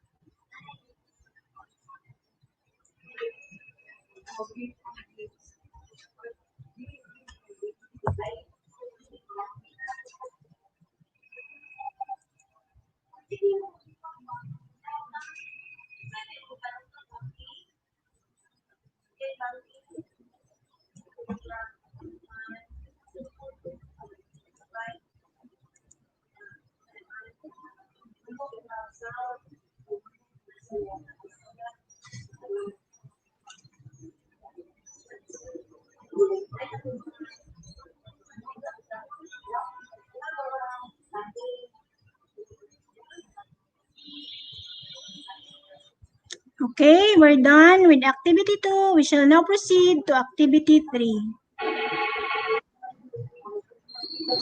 Oh, for activity 3, you are to submit your activity 2 outputs to your LAC leader. Make sure to keep a copy of your outputs. But Sir Bobart, shall we give time for sharing of answers? We will forgo with that, madam. Maybe later na lang din. Thank Okay. you. Okay. So, we're done with module 2, Sir Bobert. Thank you, madam. Thank you so much, Madam Rita. A round of applause Yeah. for Madam Rita. Well, welcome and thank you very Yay! thank you too. Yes, thank you so much, Madam. Oo. Ayan. Before we proceed with our next presenter, I would like to remind everyone that our link for our Padlet is now open. So you can now cast your attendance in our link. I would like to share to you how you are going to cast your attendance for our Padlet. Since kanina hindi nyo siya na-access agad-agad because I forgot, I was not able to change the settings, ganito po ang gagawin ninyo. Okay, can you see the Padlet now? Yes, Oo. sir. Yes. So ganito po siya. You are going to browse for your district. So first column, we have Bansalan East for a while. So you are going to browse for your district. Look for your district. So we have from Bansalan East to West, Hagunoy 1, Hagunoy 2, and we also have Kiblawan North. Hanggang dito po sa dulo, makikita nyo po dito, hanggang sa sulop na district, we have secondary junior high school and secondary senior high school. In order for you to cast your attendance, please click this button, yung plus na sign, para mag-appear yung tab natin for encoding ninyo sa group number ninyo, yung name ninyo, and your school. So ganun po ang gagawin. You encode the group number, the name, your name, and the name of your school. So ganun lang po ang gagawin. So just like for example here, lumabas yung sa title, dun nyo po isusulat yung group number ninyo. And then dito na part is your name and school. Okay? So I hope everything is now set with our attendance. Okay na po ba? How about you teachers? Were you able to get your were you able to cast your attendance in our link? Yes, sir. We're done po. Yes, Yes, sir. very good. Yes, okay. And now we are back. Thank you so much for your cooperation with our link because I was not able to change the setting for that a while ago. So at this juncture, we will now welcome our next presenter to discuss to us the topics on Module 3A. Let us all welcome Dr. Sunny Hill P. Herwela, PhD, our Education Program Specialist 2 for School Management Monitoring and Evaluation. Kirk? Good morning, sir. Good morning, everyone. Good morning. So I will now share my screen.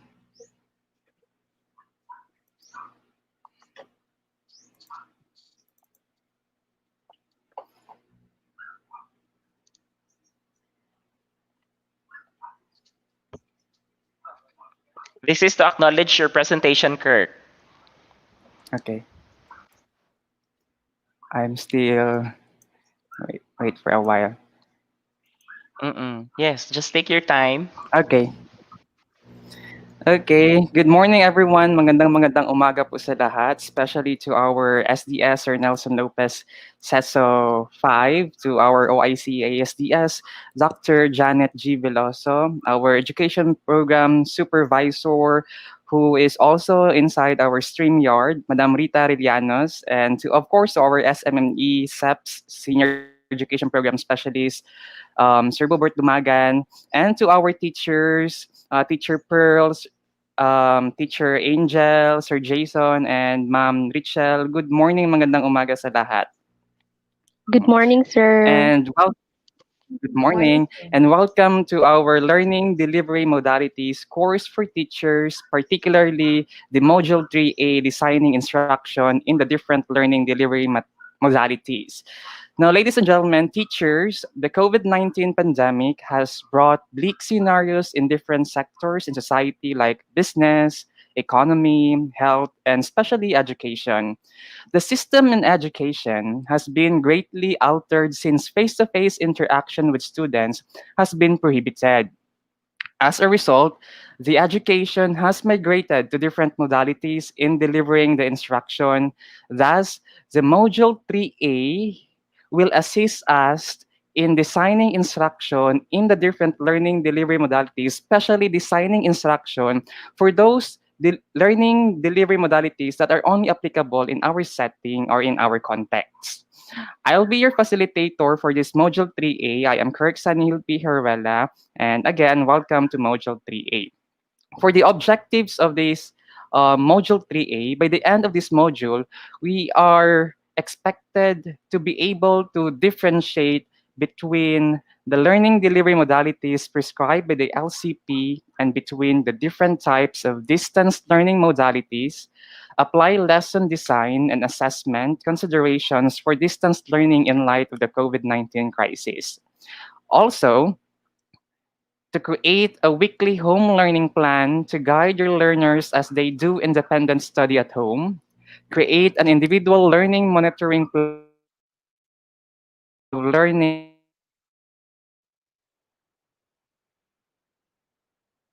and we have now ideas on what outputs we need to accomplish in this module.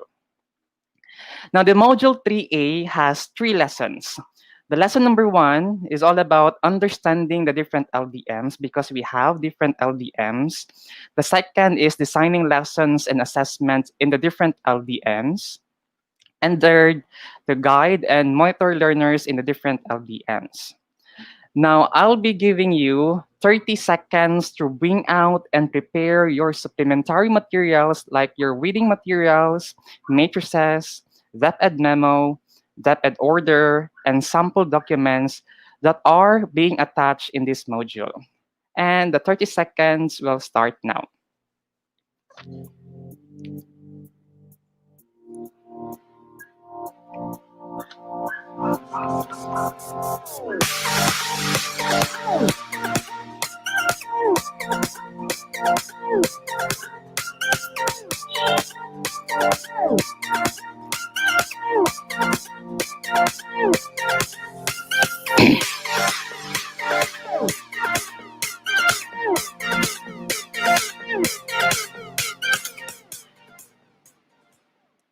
And there we have it. I hope that you already have with you your different supplementary materials. Now, ladies and gentlemen, this module encompasses various activities, several activities that we need to accomplish. And for a smooth transition and conduct of these activities, let us all follow the TPS mechanics or the think, prepare, share mechanics. Now, for the think and prepare, participants will be given limited time to think, prepare, or complete the worksheet activity. So there will be 30 seconds, 1 minute timer, or 2 minute timer for every activity. Then right after the thinking and the preparation for the activities, the participants, particularly those who are inside the StreamYard, will have to prepare to share the answers. So that's why think, prepare, and share. Now let's begin our Module 3A Lesson 1, all about understanding the different LDMs or learning or LDMs. Now, the different objectives for this Lesson 1 will be to define the learning delivery modalities prescribed by the LCP, describe the features of distance learning, and its different types, explain the guidelines for implementing the different types of distance learning, enumerate the minimum requirements for each type of distance learning, rank the different types of distance learning in terms of their degree of difficulty to implement from perspective of your school or division, and of course, to identify targeted interventions for learners with special concerns or considerations to ensure inclusion in distance learning. Now, for activity number 1, I want you to do a quick check of your knowledge of the 4 modalities prescribed in the LCP, which are the face-to-face or F2F learning, the distance learning, the blended learning or BL, and homeschooling. In your own words, again, in your own words, define each modality.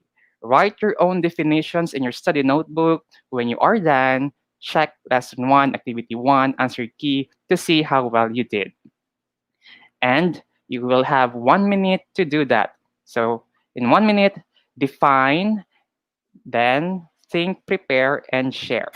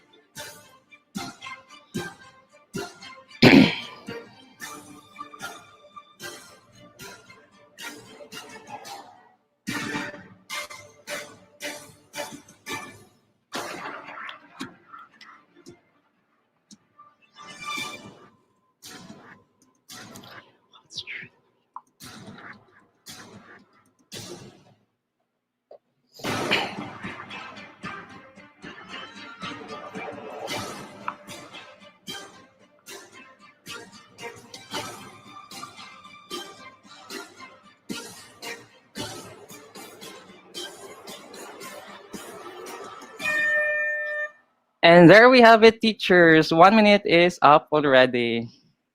Now, let us share our own definitions of the different learning delivery modalities. May I call in at this point Richelle to please share your own definition of the face-to-face learning. Okay, sir. So my own definition for face-to-face learning is it is a modality wherein the teacher and the learners will meet physically in the classroom or learning environment.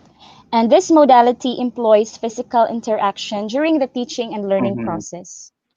Yes, exactly. And I want you to point out, because on your screen you can see the definition of face-to-face learning. I want you to point out the similar terms or similar definitions or key terms that are similar with your definition.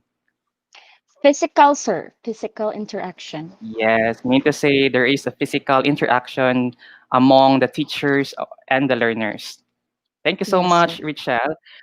And for the distance Sure. learning, I want to call in Ma'am Pearl to tell us her own definition of distance learning and to point out as well the difference or the similarities of her definition and with the definition being flashed on the screen.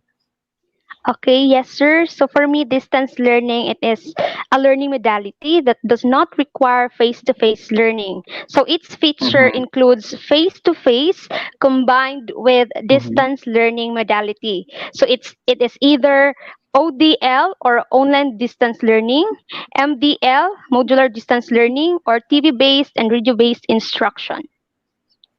Mm-hmm. So the commonalities of terms in my definition to the definition that you presented is it is a it is a distance learning with ODL, MDL, and TV based and radio based instructions.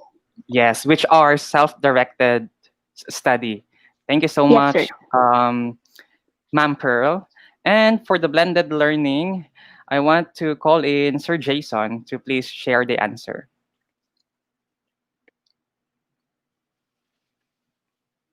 Is Sir Jason around?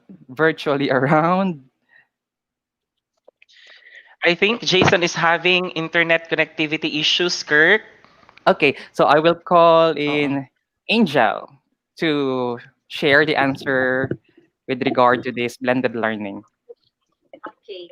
So for me, blended learning is a combination of two or more modalities. It can either Mm-hmm. be face-to-face and distance learning, or face-to-face homeschooling, face-to-face and another modalities as well. And Mm-hmm. also, we can have it the either way. We have here distance learning, we have the modular and the online distance learning, so they can be done simultaneously by the learners. And the similarities of your definition and definition on your screen. Yes, it refers to the learning delivery modality using a combination of the features of face-to-face and distance learning. Yes, and I would like to clarify that the blended learning that we are talking right here is different from the blended distance learning. The default of the blended learning here is the face-to-face plus the combination of the distance learning. So it's different from the blended distance learning. Thank you so much, Ma'am Angel. And for the homeschooling, again, I would like to ask Ma'am Richelle to please share the answer. Okay, sir. So for the homeschooling, my own definition is it is a learning modality which learning is facilitated at home by an authorized tutor or learning facilitator. So it does not require going to labs, laboratories, science laboratories, Mm-hmm. computer laboratories. Okay. The similarities? The common terms is uh, facilitated by an authorized learning facilitator. Yes, there should be an authorized learning facilitator, a guardian, a parent, or a tutor. Thank you so much, Yes. Richelle. Now, answer this question. Which of the LDMs do not have an F2F or face-to-face learning component? Write down your answer on your study notebook, then check it against lesson 1, activity 1, answer key 2. I think you already have your answer. May I call Pearl to please tell us which of these LDMs do not have an F2F learning component? Okay, sir. For me, it is the distance learning and homeschooling po. Let's see if you are correct. Yes, exactly. Pearl, you are correct that the LDMs that do not have or require or involve face-to-face interaction among our students are actually the distance learning and homeschooling if done via distance learning. While it is true that we have various LDM, however, we cannot adopt all of them since we need to comply with the guidelines imposed by the IITF or other government agencies.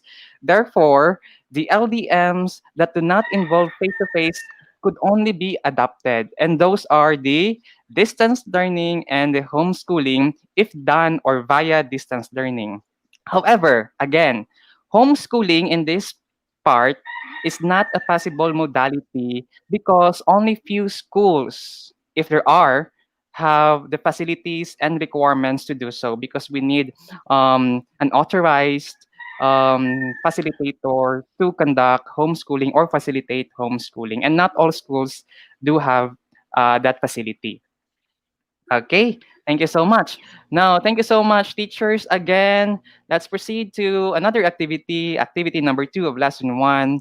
Please read 2 documents, the guidance on distance learning and non-negotiable minimum requirements for distance learning. As you go through the readings, complete the distance learning matrix, share your completed matrix at your next Slack session. Your goal is to come to a shared understanding with your peers on the different DL modalities and their defining features and requirements. For our guide, let us all fill out this distance learning matrix.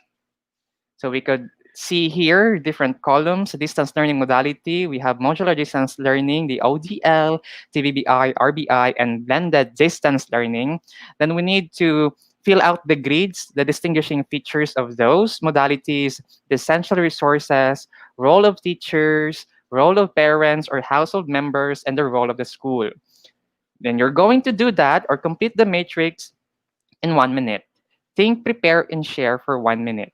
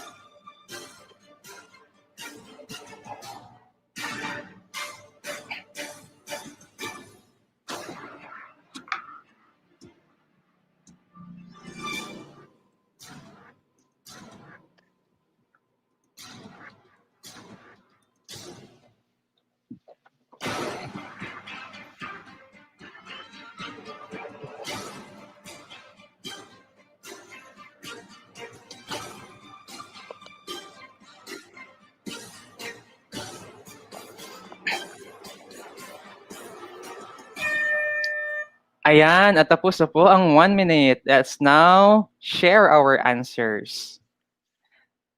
Angel, just briefly tell us the features of the MDL, ODL, TVBI, RBI, and blended distance learning. Okay, yes, sir. So these are the distinguishing features of the MDL or modular distance learning. Learners shall be provided with the complete set of SLMs as well as textbooks, learners materials or LMs. The Mm-hmm. SLMs may be provided in print for those without devices at home. And for the Mm-hmm. ODL or the online distance learning, it is applicable in schools where both the teachers and learners have access to digital devices. For Mm-hmm. the TV-based instruction or TVBI, implemented in areas with access to television networks. And for RBI, implemented in areas with access to radio stations. Blended distance learning, it is any combination of the above three types of distance learning. Yes. This time, the blended distance learning, this is the one I was talking about earlier, that this is the blended distance learning now with the absence of face-to-face. Now, a combination of the MDL, ODL, TBBI, and RBI. Thank you so much, Angel. Now, Pearl, the essential resources and the role of the teachers for each of the modality. Okay, sir. So Again, these essential are resources and role of teachers. okay po. So these are the essential resources for each modality. For modular distance learning, a electronic copies or printed copies or PDF stored on a CD, DVD, USB flash drive, or courseware to be uploaded in the DepEd portal. For the online distance learning, stable internet connection, laptops, tablets, smartphones, desktop computers, LMS, DepEd Commons LR portals, and SLMs. And for Mm-hmm. TV-based instruction, television programs, channels, networks, so digital box for TV cable, activity sheets, and SLMs. For radio based instruction, we have radio programs and stations, and also the schedules. And for the blended learning, we have printed or digital self learning modules, textbooks, learners' materials, LMS, stable internet connection, TV programs, and radio programs, and also Mm-hmm. online platforms if done via face-to-face and ODL. For the roles of teachers, for modular distance learning, they will provide SLMs, printed or copy, to the learners, as well as monitor their progress through text, messaging, and audio or video calls. For the online distance learning, of course, they will facilitate learning through online platforms and engages learners' active participation. For the TV-based instruction, they will monitor learners' progress through text messaging, call or video chats, and also provide TV programs or schedules for each subject matter. For radio-based instruction, the same. They will monitor learners' progress through this text messaging, call or video chats, and give radio stations and schedules for each subject matter. And for the blended distance learning, they will facilitate learners' engagement, and also they will monitor learning progress through text messaging rather, and constant consultation po. Okay, thank you so much, Pearl. Now, Rachel, for the role of the parents and the role of the school. Okay, sir. So for the role of the parents or household member in modular distance learning, they provide guidance and assistance to the learners. They will serve as the home tutors or the instructional support. And for the online distance learning modality, they will supervise the learners during the online learning session. And for the TV based instruction, they will guide and supervise.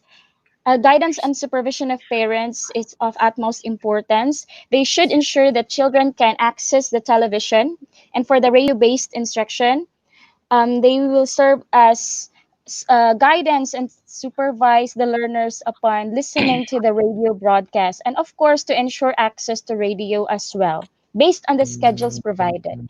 And lastly, blended distance learning, support and guidance of parents during the learning of during the delivery of the learning modality. So the role of the schools for modular distance learning. So the school will give orientation for the instruction and policies. For online distance learning modality, again, the school shall give orientation about online learning modalities such as having screen time or break. They also will give orientation to learners and guardians about the modality and, of course, to discuss cybersecurity and online protection. For the TV-based instruction, they will conduct orientation about the TV-based instructions and also to provide TV broadcast schedules and distribute it to the parents. And also, for the radio-based instruction, they will again provide an orientation about the RBI directives and implementation and provide as well a schedule for the radio broadcast. And for the blended distance learning, information dissemination through orientation about the instructions and the schedules of all of the modalities used or combined. That's my answer, sir. Thank you so much, Pearl, Angel, and Richel. Apparently, you all know, you are really familiar with the different features of the distance learning modalities, and that is very fundamental and significant in understanding why we are on a certain or adopting a certain modality. Thank you so much for that. Now, for activity number 3, consider the situation in your school or division, your organizational capabilities, your level of resources, just like the infrastructure, financial, human, level of experience in distance learning, the health and safety status, the context and capacities of your learners and their households, and so on and so forth. Then rank the DL types, the MDL, the ODL, TDBI, RBI, and blended distance learning from easiest to most difficult to implement in your setting. Give the reasons for your ranking of each. Replicate the following table and write your answers in your study notebook. So you're going to rank the different distance learning modalities, one being the easiest and five being the hardest. And you need also to give your reasons why you rank such DL in a such rank. You may now start or complete the matrix for 30 seconds. Think, prepare, and share. Good luck, teachers.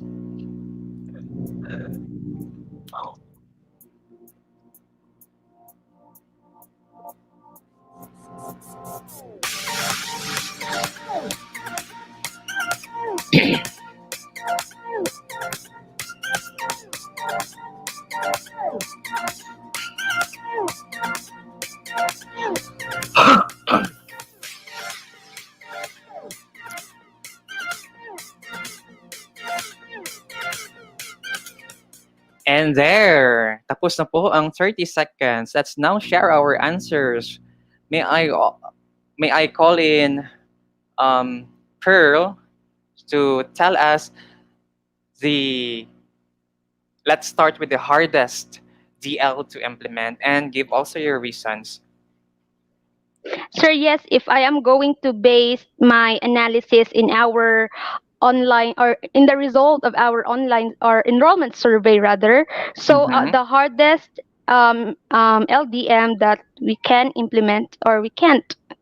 So it is the online distance learning. So in our enrollment survey, we have only 12 out of 183 pupils that have laptops, desktops, and computers, and we have 8 who have stable internet connection. So this distance learning modality is hard to adapt in our community po.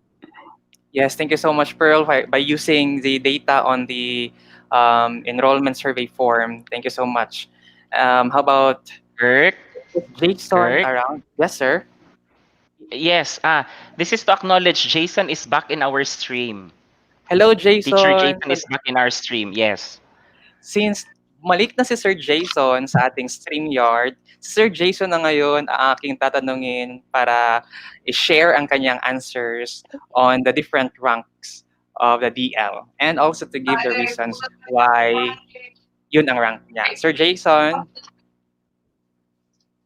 Okay, I do apologize for what happened a while ago. These are my answers for the ranking. So I chose modular Medyo parang and using SLMs and Teacher Jason, I think i-off mo na lang yung cam mo tapos audio na lang para hindi masyadong bumigat yung consumption ng bandwidth hello. natin. So just join us with your audio. yes, Jason, and I want all you to just share the rank 5. Only the rank 5, Jason. Jason. Siguro balikan natin si Sir Jason pag stable ng kanyang internet. Yes, yes. Yes. To share the answer again, Angel, rank 5. I'm sorry. Okay. Angel. Yes, sir. Uh-uh. Yes, sir. Yeah. So in our situation, in our school, online delivery of teaching is very difficult to implement in our school. Why? Mhm. Because students don't have access to devices and also to internet connection. Even in our cell phones, we don't have signal. So how much more with the internet connectivity? So we don't have that Mhm. luxury to do the online delivery modality. Your ECS, how about your ECS, Ma'am Angel? Yeah, my easiest is the modular distance learning. So this type of distance learning modality is the most accessible and achievable since Mhm. materials are already given and we just have Mhm. to prepare it. We just have to print it and give it to the parents for their children. I think this is also true with our 4 teachers inside the StreamYard. Tama ba, Pearl? Yes, sir. We have the Yes, same answer po. yes. And as well as with Richard and Sir Jason and to the rest of the teachers who are watching online. That is Yes, also sir. true because we have already the available materials and resources for that modular distance learning. Thank you so much, teachers. Now, for activity number 4, the LCP assures that all possible measures will be taken to ensure that no child will be excluded during the COVID-19 crisis. Think about group of learners in your school or division who might require special consideration to be able to participate in distance learning. So you think of the group of learners who might require special consideration. Then describe what targeted interventions you would develop to include them. So you're going to fill out this form or this matrix. You could see here in the first column the different pre-listed group of learners and side by side with the targeted intervention. If your group of learners are not yet listed in this column, you could actually write your or include your group of learners and as well as your targeted intervention. Then do that in 30 seconds. Think, prepare, and share.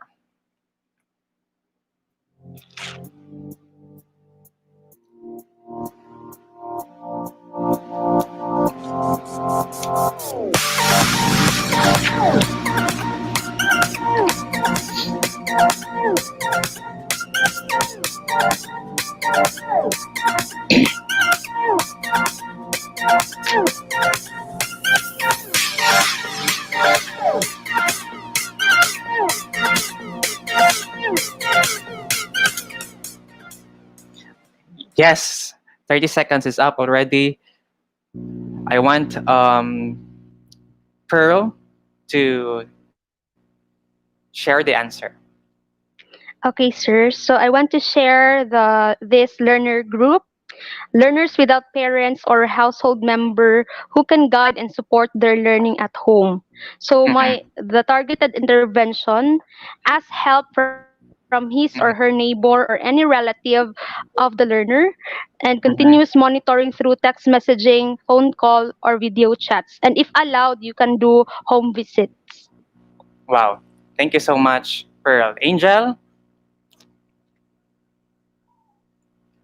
Yes, sir. Angel? Yeah, So yes. I would like to share the learner group inaccessible or living in remote and or unsafe areas. So the targeted intervention will be ask assistance from the local authorities, officials Mm-hmm. in the barangay or of Okay. the Thank you area so to much. distribute materials. Thank you so much, Angel. Now, how about those group of learners that are not yet listed in our list here? Richel, can you share? Do you have another group of learners which are not listed in our Okay, list? so And for yes, example, learners who live in other municipalities, so we coordinate with the LGUs and also teachers who are living in that area, we can provide the modules for them to give to the learners. okay, that's true. That is not listed here, but the group of learners are acknowledged and we have interventions for them. Thank you for that, Ma'am Richel. Yes. Now, ladies and gentlemen, teachers, well done. You have completed lesson one. Let us now proceed to lesson two. Okay, for the lesson two, which is designing lessons and assessment in the different LDMs. We already know how to design lessons and assessment, but this time in a different LDMs because we are currently in a pandemic. So we that education migrated to the different LDMs. So we're going to discuss the lessons design and assessment in the different LDMs, particularly those that are applicable in our situation. By the end of this lesson, you will be able to identify the components of a well-designed lesson applicable for all LDMs, enumerate learning tasks that can be incorporated in your DL lessons to ensure the achievement of learning objectives, select formative and summative assessment tasks that can be incorporated in your lessons to provide students with feedback and to help you monitor students' learning even when you are teaching remotely. Okay, for activity one, read ZO 42 Series of 2016 on policy guidelines on daily lesson preparation. As you go through the document, write down your answers to the following questions in your study notebook. 1. What is lesson design or lesson planning? 2. Why is lesson designing important? 3. What are the three elements or components of a well-designed lesson? Compare your answers to those found in lesson 2, activity 1, answer key for 1 minute. Start the think, prepare, and share.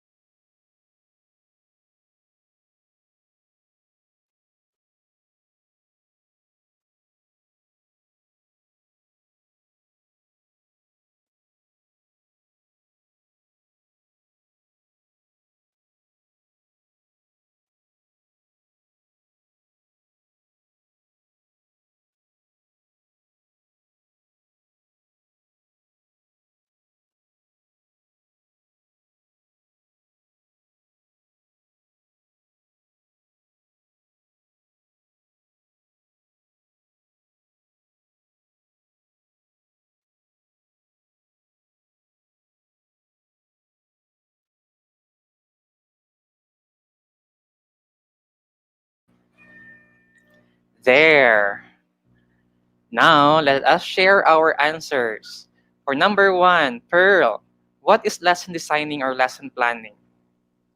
Okay, sir. For me, sir, lesson designing or lesson planning, it is a teacher's preparation on how and what the learning practice would be. So the beauty of lesson designing, sir, is that we can think of our own engaging activities where students' styles, students' multiple intelligence can be met actually, and also as long as Mhm. your activities are coherent and still suited to the learning competencies. Yes, thank you so much, Pearl. And the lesson planning actually is very fundamental in the delivery of quality education. Now, for question number two, can you share your answer, Richelle? Why is lesson designing important? Okay, for me, sir, lesson planning or lesson designing is important so that the teachers will be able to apprehend to ensure that the learners has achieved the learning outcomes because, as they said, careful lesson planning results to effective teaching. Yes, very good. And by that as well, we can be able to accommodate the different factors we need to consider, just like the context of our learners, the different status of our learners, just like the multiple intelligences and their learning styles, actually, or learning preferences, since they are in a remote area or we don't have the face-to-face learning modality. Okay, thank you so much, Ma'am Richel. For number three, what are the three elements of components of a well-designed lesson, Ma'am Angel? Yes, sir. So these are the three elements or components of well-designed lessons. So first, there should be objectives that are clearly articulated. So what should be taught must be articulated clearly. Number two, well-selected and logically sequenced presentation of learning resources and Mm-hmm. activities to help learners meet the objectives. So how should it be taught to the learners? Mm-hmm. Number three, appropriate and timely assessments activities that provide relevant information and feedback for both teachers and the learners. So how should learning be assessed? So these are the three elements or components of a well-designed lesson. Yes, very good, Angel. Those are the different elements or components of a well-designed lesson that are very essential or fundamental in a curriculum because our lesson plan is also a type or example of a curriculum, the what to teach, the how to teach, and the assessment. Thank you so much for that. Now, for your activity two, the second component of a well-designed lesson asks to select and sequence teaching and learning activities that would help learners meet the learning objectives. These learning tasks can be presented before the lesson, during the lesson proper, and after the lesson. In your study notebook, teachers, copy the following table. We have three columns: the before the lesson proper, and after the lesson. And we have here list of learning tasks. We want you to identify which section of the lesson these learning activities can be presented by placing each task under the appropriate column. So we have 16 learning tasks. Each of these tasks should be separated from this list, and you're going to write them on an appropriate column, the before the lesson proper, and after the lesson. You have 1 minute to do that. Let's start the 1 minute. The time starts now.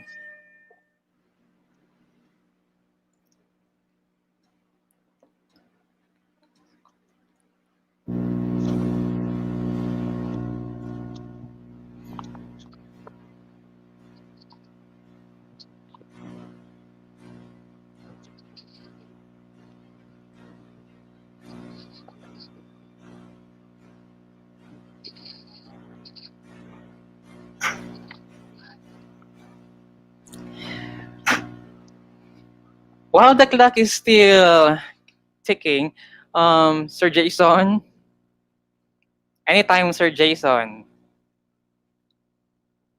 Ayan. Wala pa rin si Sir Jason. Yan yung ating realidad sa ating field. That's why meron tayong modular distance learning kasi hindi lahat merong access sa internet. Or may access man sa internet pero hindi ganun kabilis. Mm-mm. I advised him na lang, Kirk, to transfer to a different location and we will just let him in again if okay na yung internet connectivity niya. Yes po, sir. Ratsyada siya mamaya. Just Yes, we kidding. will. Okay. Okay, now let's answer each learning task. Richel, of course. So si Richel ratsyada din ang kanyang pagsagot nitong activity number 2. Let's answer Richel Yes, sir. learning task 1 to 16. So isa-isahin natin, Richel, also for the sake of our teachers who are watching live in Facebook. So number 1, Richel, the wrap-up activities. That would be after the lesson, sir. Very good. So wrap up means at the end of the lesson. So wrap up activity should be after the lesson. Thank you. Review previous lesson. Before the lesson. Yes, because of the review. Number 3, clarify components from previous lesson. Before the lesson as well, sir. Hello? Yes, Before the before the lesson. lesson. You need to clarify the concepts, of course, of the previous lesson before the lesson. Number 4, state lesson objectives as guide for learners? Before the lesson, sir. Yes, it would be silly if you're going to state the objectives if the lesson has been done already. So that should be before the lesson. Thank you. How about provide learners with feedback? Lesson proper, sir. During the lesson. Yes, it is. It should be in. Hello. Yeah, Yes, sir. it should be during the lesson because this is a form of formative assessment, which the purpose is to monitor our students. So, I mean to say, by monitoring the students, we need to give the feedback of the result of our monitoring activities or quizzes. Number 6, present connection between old and new lesson and establish purpose for new lesson. Before the lesson, sir. Yes, before the lesson. Number 7, emphasize key information and concepts discussed. After the lesson, sir. Yes, after the lesson. It could be in the part of generalization in the lesson plan. Number 8, assess whether lesson has been mastered. After the lesson, sir. Yes, after the lesson. This could be in a form of quizzes or activities or a summative quiz. Number 9, check for learners' understanding. Lesson proper, sir. Yes, by this checking for learners' understanding, this will make sure that we can be able to monitor if our students were able to cope with our lessons or instruction. Number 10, explain, model, demonstrate, and illustrate the concepts, ideas, skills, or processes that students will eventually internalize. Lesson proper, sir. Thank you so much. That's correct.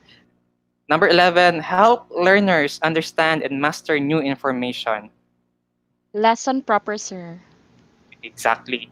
12, ask learners to recall key activities and concepts discussed. After the lesson. Yes, because the concepts has been concepts had been discussed already, then if you're going to ask them to recall them, that should be after the lesson. Number 13, reinforce what teacher has taught. After the lesson.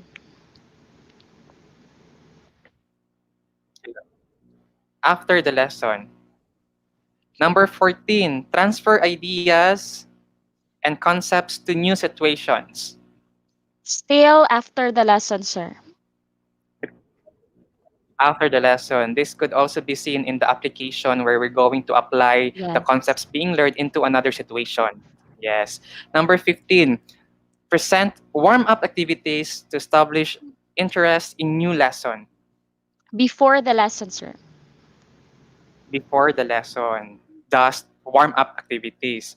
16, check learners' prior knowledge about the new lesson. Before the lesson as well, sir. Yes, it's before the lesson, checking the learner's prior knowledge about the new lesson. It could also be, if it is an assessment, that is the pre-test so that we can be able to know what are the concepts they already knew or concepts they failed to know, and so on and so forth. Yes. Now, thank you so much, Richel. Now, let's see if you are correct. Yes, Richel, you got a perfect score. I know for sure our teachers who are watching right now, especially our teachers inside the StreamYard, also got the perfect score because that is very basic in our profession. And we're done with activity number 2. Teachers, let's proceed to activity number 3. In your study notebook, copy the components of the daily lesson log or DLL or detailed lesson plan listed below, then highlight which part is or are accomplished after the lesson is delivered. The components of the DLL or DLP are the following: objectives, content, learning materials and resources, procedures, remarks, reflection. We're going to do that in 30 seconds. The time starts now.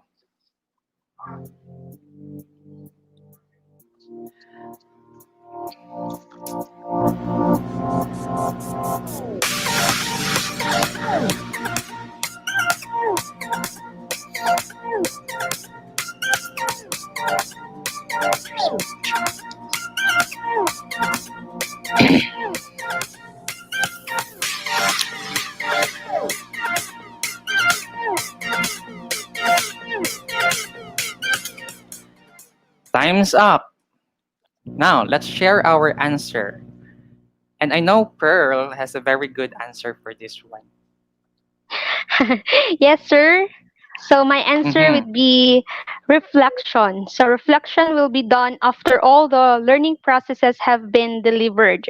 Because in Yes. that part, sir, teacher will write the number of learners who met the 80% Mm. mastery, and also um, who are those learners who will undergo remediation.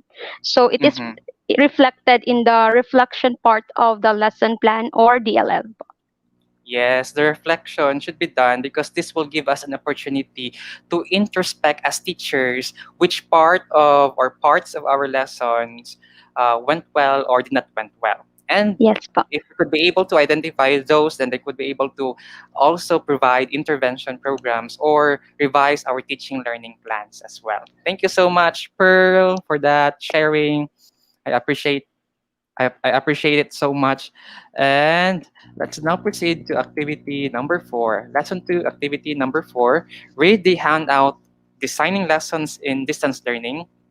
In your study notebook, teachers, recreate and accomplish the following table. Choose one lesson from a SLM for students that you have on hand. So you're going to choose one lesson or one lesson in your SLM, or you might start with choosing SLM and then choose one lesson for students that you have on hand.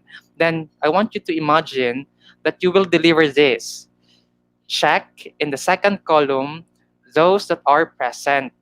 In the third column, identify which has to be presented via technology-mediated resources, supplementary learning materials, and the like. So this will be the matrix that you're going to accomplish. We have here the list of learning activities, the 16, the before the lesson, the during the lesson, and the after the lesson. Then if you're going to observe or check if these are already present in the SLM, so check it against your SLM, then I want you also to give your remarks for those that are not in your SLM or for those that are already in your SLM.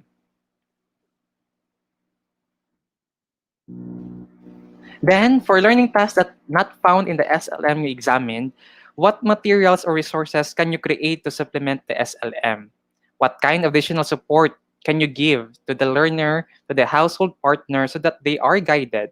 How can the teacher gather feedback on the different learning tasks in order to refine or modify current and future lessons?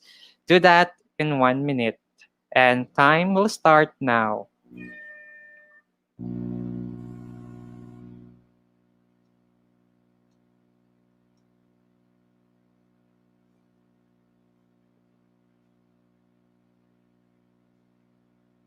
Sir Jason, anytime. Anytime, Sir Jason. Yes, sir. Okay. So, loud and clear already, Sir Jason. So you know na.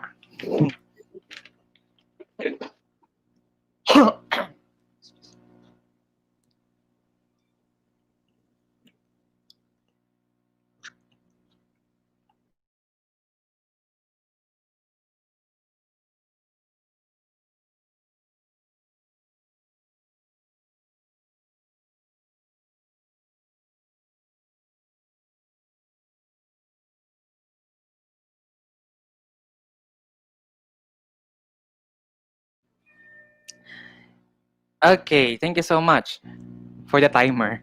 Now, Sir Jason, answer the Yes, following sir. question. For learning tasks not found in the SLM, no, let's start first with the SLM you chose. Yes, sir. I think I will just have to use my audio for Yes, this. yes, yes. Sure. Okay. I have actually downloaded a learning resource. A module. SLM. Mm-hmm. The English. Yes, the English module, and everything was actually found in the SLM. It's an ADM actually. So it has all the Mhm. necessary parts since it went or have undergone several QAs or it was quality assured or checked, examined. So everything was in there. And Mhm. for question number two, what kind of additional support can I give the learner or to the household partner? Well, to the learner, if of course if they do have or if they need remediation based on the previous answers or the modules, well, I will provide additional activity sheets or reading materials for them to utilize. And for the household partner, the household partner will serve as the facilitators of these learners at home. Well, through the weekly home learning plan, which will be discussed also later, and as in our division, we're actually doing Radio Flex. So, with the help of this one, of this venue, learners as well as the household partners will also be guided about the lesson through the Radio Flex. And for number three, Okay, how thank you can so the much. teacher gather feedback Continue, Sir to Jason. different learning tasks in order to refine or modify current and future lessons? In our school, we have actually adopted the Annex E of DepEd Order 31, series of 2020, the guidelines of the assessment. In the Annex E, it actually shows there, or it's a form where we could ask learners what part are easy and what part are difficult for them in the module. And there's also a part for the form about, I mean, for the parents or for the household partners, where they could ask something a teacher, and that form can be utilized by the teacher the next week. Maybe the teacher will Mhm. answer that form as well, answer with the questions they have given. So that could be an avenue for feedbacking. I think that's all, sir. Thank you. Thank you so much. Well said, Sir Jason. It seems that you are very prepared. See, although the part of the lessons or learning tasks listed here has been evaluated as present in your SLM, but you are very prepared if there is any absences of or not unavailable learning tasks in your SLM. Thank you so much. But for those teachers, I know for sure that not all SLMs have complete learning tasks as listed here, but we need you to also provide or complete this matrix because not all the SLMs have all of these learning tasks as well. And then also provide the interventions that you could be able to provide for that different learning tasks that are not available in your SLM. So let's proceed to activity number 5. Read ZO8 Series 2015 on policy guidelines and classroom assessment. Take note of the similarities and differences between formative assessment and summative assessment. Now, you're going to write your answer in a Venn diagram for 30 seconds. Think, prepare, share.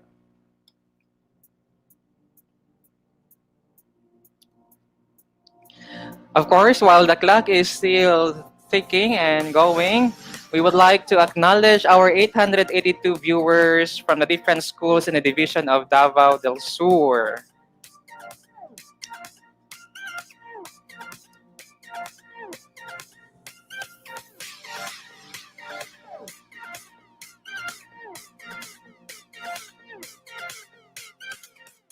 There, okay. Now, let's share our answers. Pearl, can you share your answer? Okay, sir. So this is my Venn diagram for the similarities. So both assessment can be done individually or collaboratively. So maybe written, Mm-hmm. work, or performance tests, and should Mm-hmm. promote self-reflection and personal accountability among students about their own learning. For the Mm-hmm. differences in the formative assessment, it can be integrated in all parts of the lesson. So before the lesson, during the lesson, and after the lesson. And also results must be recorded to study the pattern of learning. So to track learners' progress in the lesson. But Yes. this part should not be used as basis for grading.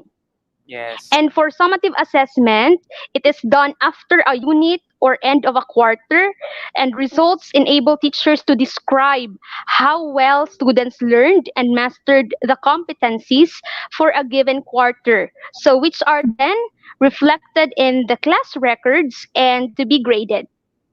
Mhm.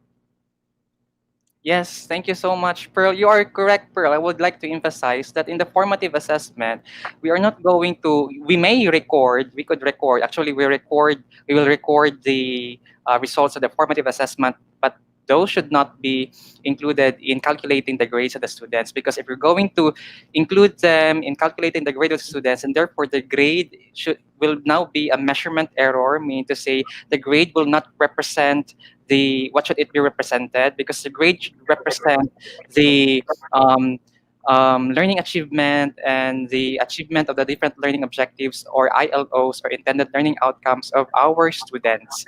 But since formative assessment's purpose is to only monitor students' progress if they were able to follow or cope with the pace or degree of the lessons being delivered, for the purpose of giving remediation for them if they were not be able to cope with the lessons, and therefore really it should not be included in calculating the grades. Only the summative assessment that Yes, should sir. be included or in the calculation of the grades of the students.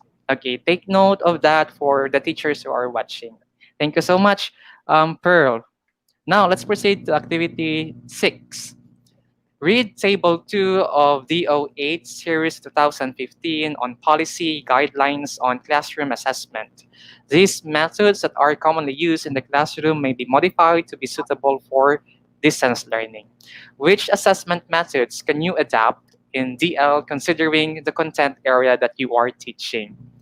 So you're going to use this matrix. List 5 methods that you would like to try. Write how you plan to use it in DL. We have quite a lot of assessment methods listed or may not be listed. It will based on the creativity of the teachers. So you may include them in your list.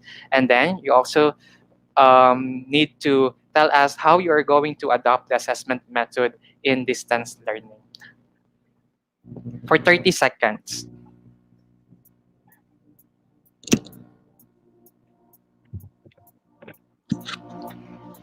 Hello? Yes?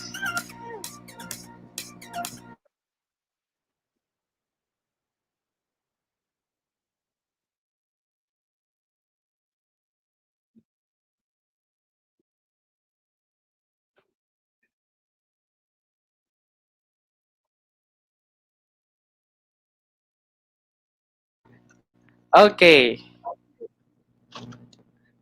Now let's share our answer. Richel, what are the different assessment methods that you would like to try? Hi, sir. So, these are my assessment method, chosen assessment method that I would like to try. So, it is a Mm-hmm. multiple choice, but Mm-hmm. using emoji. So, how? So, I will ask questions in our group chat, but instead of the traditional ABCDs, I will use emojis. For example, the student or the learner will answer A, so Mm-hmm. uh, they will what do you call this? They will tap heart as A, laughing emoji as B, wow emoji as C, and angry emoji as D. So that's my assessment method. Well, very creative, ma'am, Richel. So you're going to use your group chat as alternative method for the multiple choice type of Yes, test, sir. right? That's very Yes, sir. creative. Yeah, we Thank you, sir. acknowledge that one. And also our teachers are watching could also use um, their creativity in making different assessment methods that would be suitable for the context of their students, and to also to encourage the students to participate in our assessment activities. Hindi lang yung mga boring na assessment methods or activities. Meron din mga authentic assessment activities. Okay, for activity 7, sample learning outputs from different assessment methods may be collected to build a learner's portfolio. Read guidelines on the preparation of portfolio and e-portfolio to find out how to construct and use it. After reading the references, answer the following quiz to check your understanding about using a portfolio to assess the learner. For 30 seconds, read, then think, prepare, and share.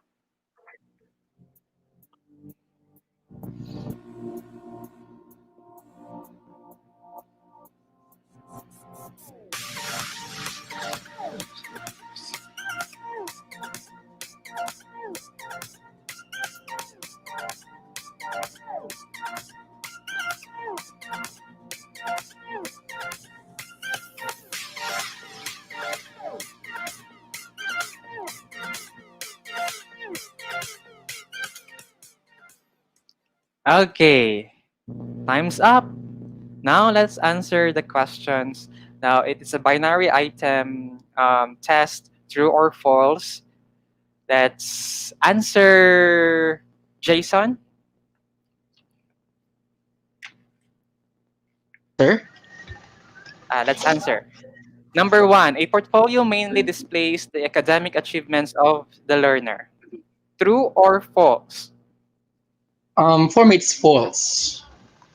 Yes, it's false because it is not only or mainly the academic achievements of the learner should be included or displayed in the portfolio. So we have different types of portfolio, just like the showcase portfolio, the process portfolio, and the developmental portfolio. For this one, the portfolio that only displays the academic achievements of the learner is what we call showcase portfolio, but we also have the process portfolio and developmental portfolio that may include the different learning logs, the different scribbles of the learners, and different activity sheets, not only the Yes. achievements of the learner. That's why the answer is false.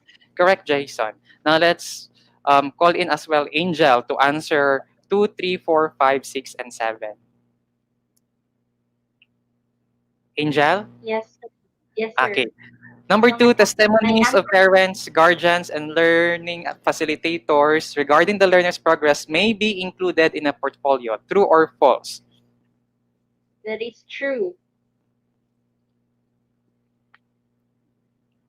True, sir. That is true. That is correct, Angel. We could actually include the testimonies of parents or guardians and learning facilitators regarding the learner's progress in a portfolio, because portfolio is about the compilation of evidences of the accomplished learning objectives or learning activities by the students. So if the parents could actually testify, or guardians could actually testify that a particular student has attained the learning objectives, then that could be included in a portfolio. So the answer is true. Very good. Number three, Angel, there is a fixed list of items that should be included in a portfolio.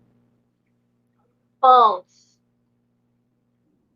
False. Very good. There is no fixed list of items, though we have a rule of thumb for the different components or parts of the portfolio, but there is no fixed list of items that should be included in a portfolio, because that would differ depending on the context, or depending on the subject matter, depending on the lessons, depending on the grade level, and depending on the demand of the subject or the degree of the subject being taught. So there is no fixed list of items, because we cannot force a particular student or our students to provide an evidence that is not suitable for a particular lesson. Number four, the teacher can only comment on learner's portfolio. That is false, sir. False. Who can comment? Who can comment aside from teachers, parents, the co-teachers, and others who could actually evaluate or assess the learning portfolio with the consent of course of our students, because there are of course items included in the portfolio that are sensitive and that should not be disclosed to the public. So let's be careful with that. Number five, for asynchronous learning, teachers allow learners to work on their outputs during their own time.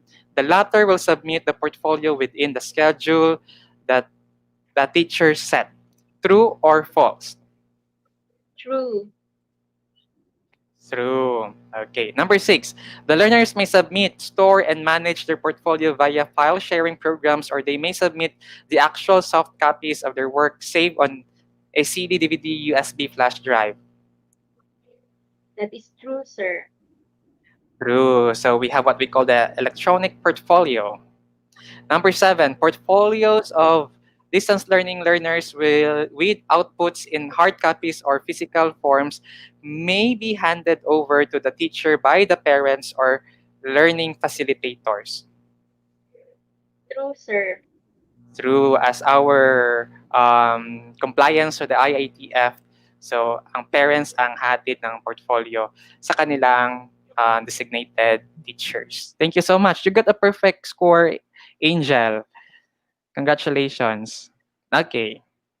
Well done, teachers. You have completed lesson 2. Let us now proceed to lesson 3, which is all about guiding and monitoring learners in the different LDMs.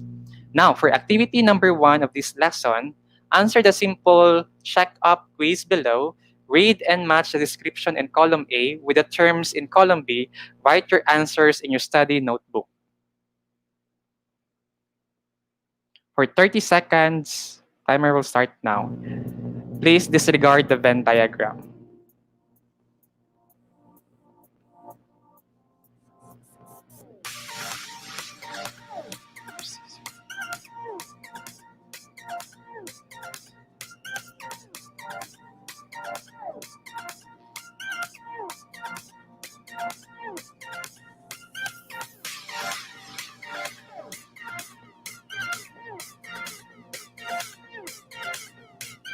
Okay, now let's answer.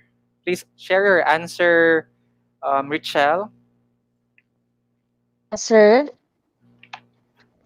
So my answer for number 1, these are the knowledge, understanding, skills, and attitudes that learners need to demonstrate in every lesson and or learning task. So my answer would be letter C, learning competencies. Yes, that is correct. We call that learning competencies. Remember our CAP, the cognitive, affective, and the psychomotor domains.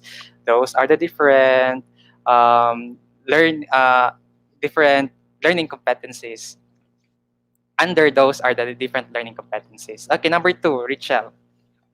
These are the formative learning opportunities given to learners to engage them in the subject matter and to enhance their understanding of the content. That would be learning task. Yes, very good. So we use learning tasks as our means or medium to accomplish the different learning objectives in our lesson. Number 3, this refers to the prescribed subject that learners take. Of course, it is learning area. Letter A. Very good. Very good. Number 4, this refers to the method of submission of learning outputs preferred by the learner or parent based on their context. The last one, letter B, mode of delivery. Yes, you got a perfect score as well, Richelle. Thank you so much for Thank you, that. sir. Actually, the learning areas, the options in our matching type test, the learning areas, learning tasks, learning competencies, mode of delivery are actually the key components of weekly home learning plan. Now, the weekly home learning plan serves as a guide for our learners on what they need to accomplish each week when they do independent study at home that is based on the Department of Education 2020.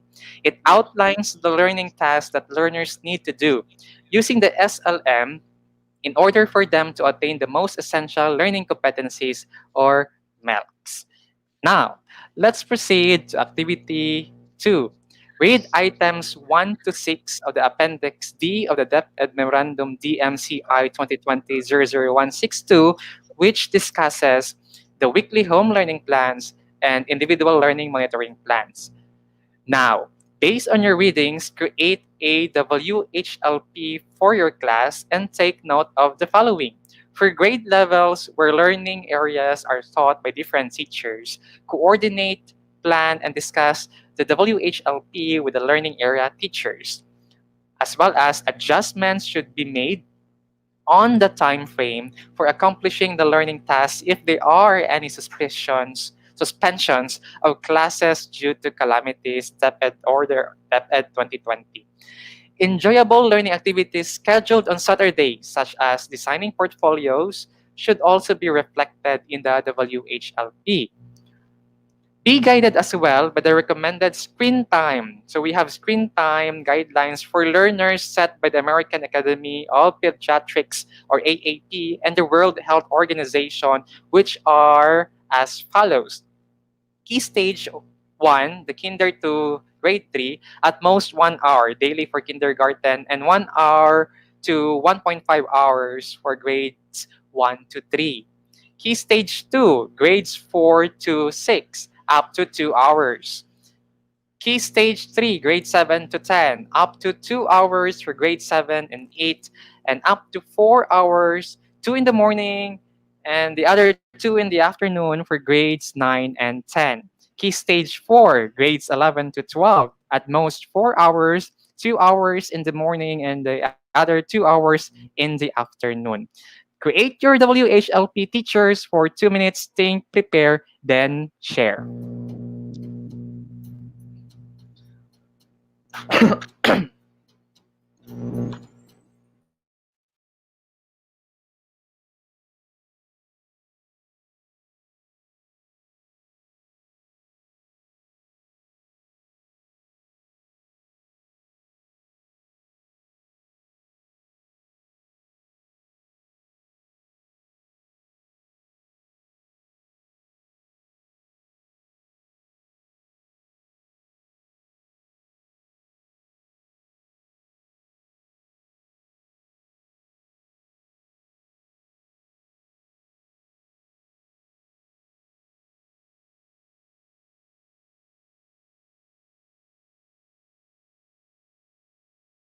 Team 807 teachers, thank you for still watching with us.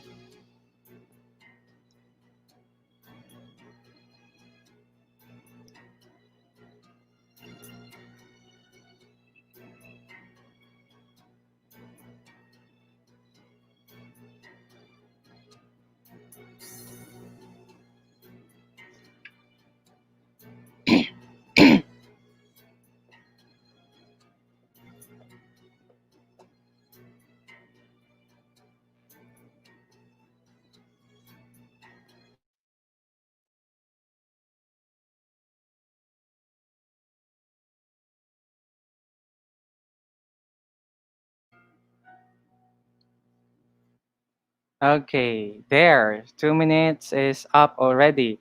Now, Pearl, please share to us your WHLP. Yes, sir. So I have printed my sample WHLP.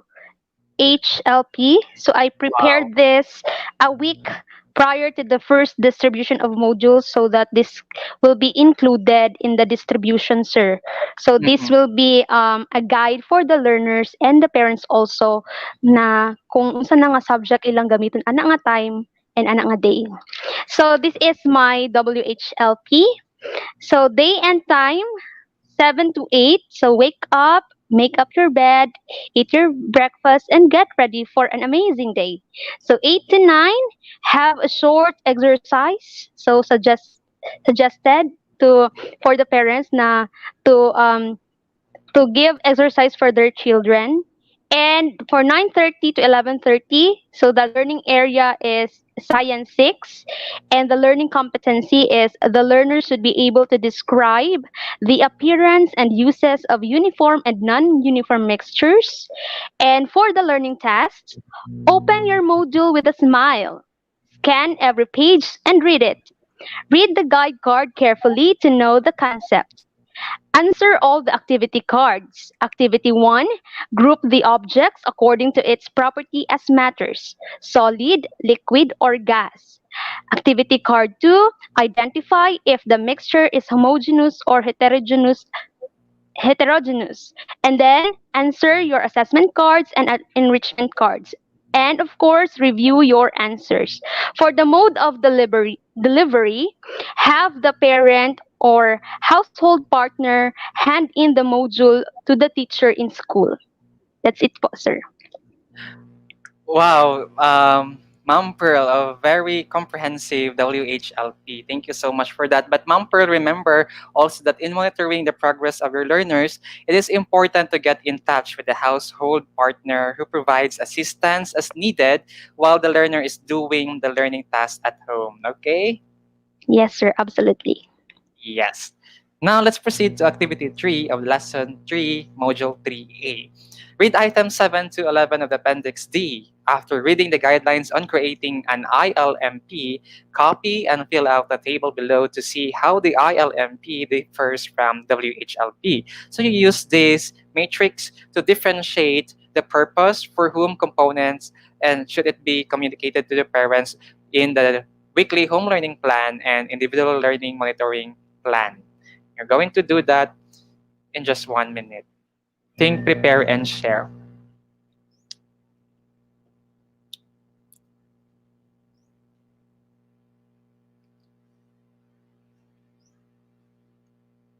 Angel, Yes, sir. can you hear? Yes, okay. I'm just checking if you have a very good internet connection.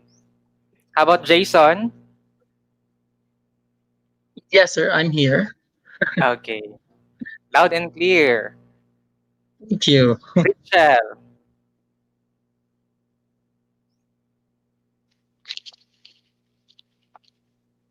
Si Rachel parang nawala na. Hi, sir. I'm here. Okay.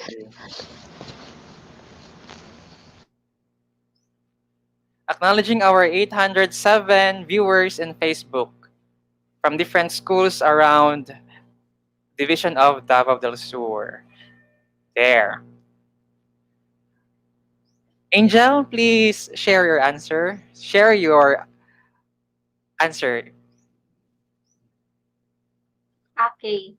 So these are my answers in the difference of the weekly home learning plan and the individual learning monitoring plan. So the purpose of the WHLP, a tool to guide learners and learning facilitators or household partners in tracking the subject areas to be tackled and activities to perform at home. The purpose of IDLMP, a tool for monitoring learners who lag behind based on the result of their formative and summative assessments. For whom? Weekly home learning plan. Learners and learning facilitator or household partner. So these are for the learners and learning facilitator or the household partner. And the individual learning monitoring plan is for the teachers and learning facilitator or the household partner. What are the components of the home learning plan? Learning area, learning competencies, learning tasks, mode of delivery. And the components for the individual learning monitoring plan, learners' need, intervention strategies, monitoring date, and learners' status. Has to be communicated to parents. Both of the weekly home learning plan and the individual learning plan has to be communicated with the parents. Okay, thank you so much, Angel, for that answer. Okay, yes, it has to be communicated. Both should be communicated to the parents, the weekly home learning plan and individual monitoring plan, because they will be the ones to facilitate our students at home during their SLMs. Okay, for activity number 4, assume that after going through the output submitted by your learners, one of them has problems completing the learning tasks for the first weeks. Think of a possible difficulty the learner may have encountered in accomplishing the learning task. Apply what you have learned. Excuse me. apply what you have learned about ILMPs in activity 2 and create an ILMP for that particular learner who lags behind. So you're going to do that by using our individual learning monitoring plan template flash on your screen. In 2 minutes, create your ILMP. Then share.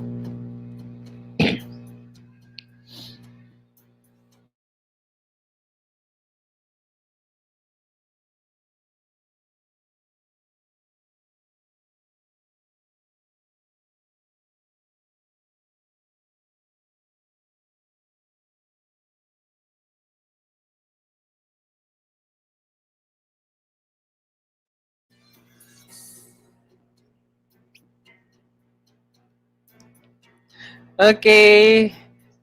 Greetings to our 808 teachers from different school who are still watching with us right now. Ma'am Evelyn Sombrado Gonzalez, Ma'am Gatcho, Ma'am Abalye, Ma'am Tapdasan, Ma'am Cabo, Ma'am Olivia, Sir Bernan Arnado, Ma'am Amafe, Ma'am Tapdasan. Hello po, Ma'am Alipan, Ma'am Rosel Pascual, Sherlyn Suyo, Christine Birundo, Ma'am Belen, Sonia Elantorio, Tessie Aguilar Borong. Hello po. And hello, Annalyn Saromenes.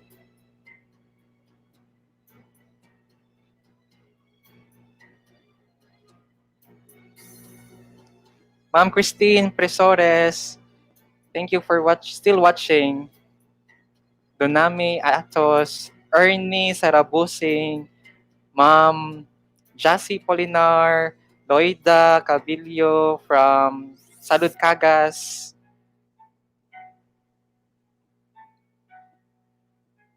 Ma'am Maravilles, and Jose Nacion. Okay, now I think we are ready to share our ILMP.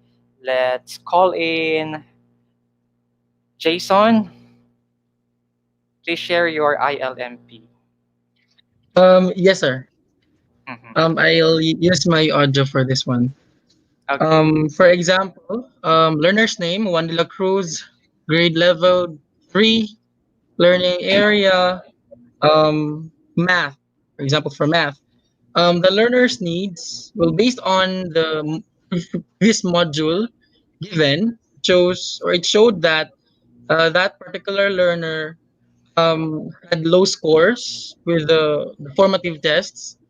So the intervention or the strategies will provide supplemental activity sheets with, of course, easier activities that would fit to his level, his or her level. And for the monitoring date, the date after that particular module was given. And after that, we would know, we would check the supplemental activity sheets or modules given. If there are significant or significant progress, we'll have to check what part there. And for the mastery, I think I'll input the average, the score for example 80%, 85%, 90% that particular supplemental module. Thank you. Okay, is that all, Sir Jason? Yes, sir. Okay, thank you so much. Very comprehensive, and we appreciate you for having the individual learning monitoring plan for your students. We hope that, of course, you could be able to apply that in reality for that particular student, and as well as for our teachers who are watching right now. We also hope that we could be able to help our students, especially those who lag behind, with our individual learning monitoring plan for the sake of equality education despite this pandemic. Thank you so much. Okay, now before leaving this module, take note of the following key messages.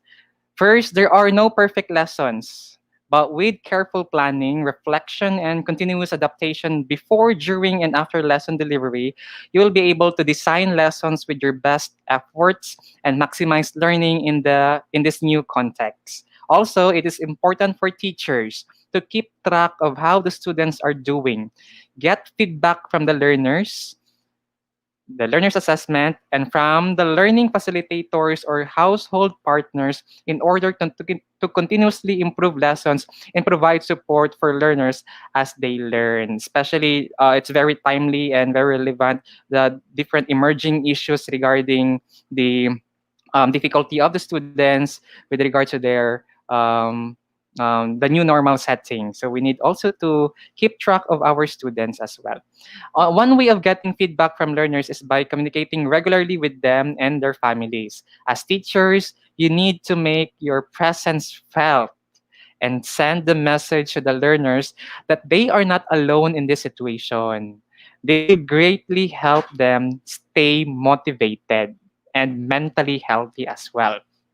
As teachers, you are part of a larger community of learners and would need support from your coaches, school heads, and fellow teachers as you adapt to the new normal. Of course, our teachers as well are experiencing difficulties and challenges and trials during this pandemic. So we need also to ask assistance from our coaches, school heads, because we are not alone in this pandemic.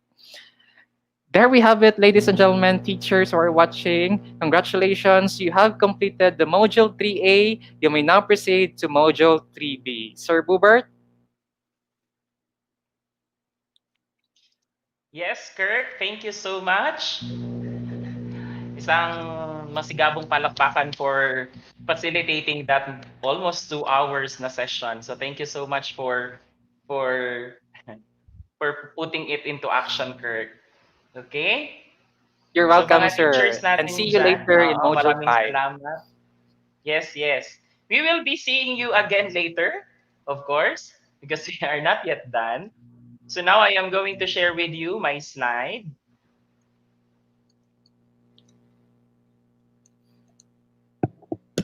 Okay.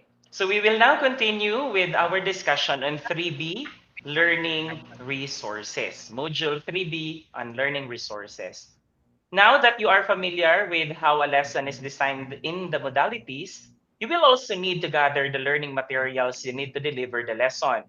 So this module will help you refresh your knowledge on the different types of resources available for you in the different learning delivery modalities. Show how you can access these materials and introduce a method of rapidly assessing them before use. So let us now proceed with our first activity for lesson 1. We have here the DepEd Memorandum on Suggested Strategies in Implementing Learning Delivery Modalities for School Year 2020 to 2021 included the Learning Resource Map as a guide in selecting the appropriate distance learning delivery modality to be implemented in schools. So I know you have already read and studied the map, and we will give you time to answer the following questions in your study notebook. First, based on the map, what resources should you have in order to implement the learning delivery modalities adopted by your school? Second, do you have the complete resources for the distance learning delivery modality needed in class?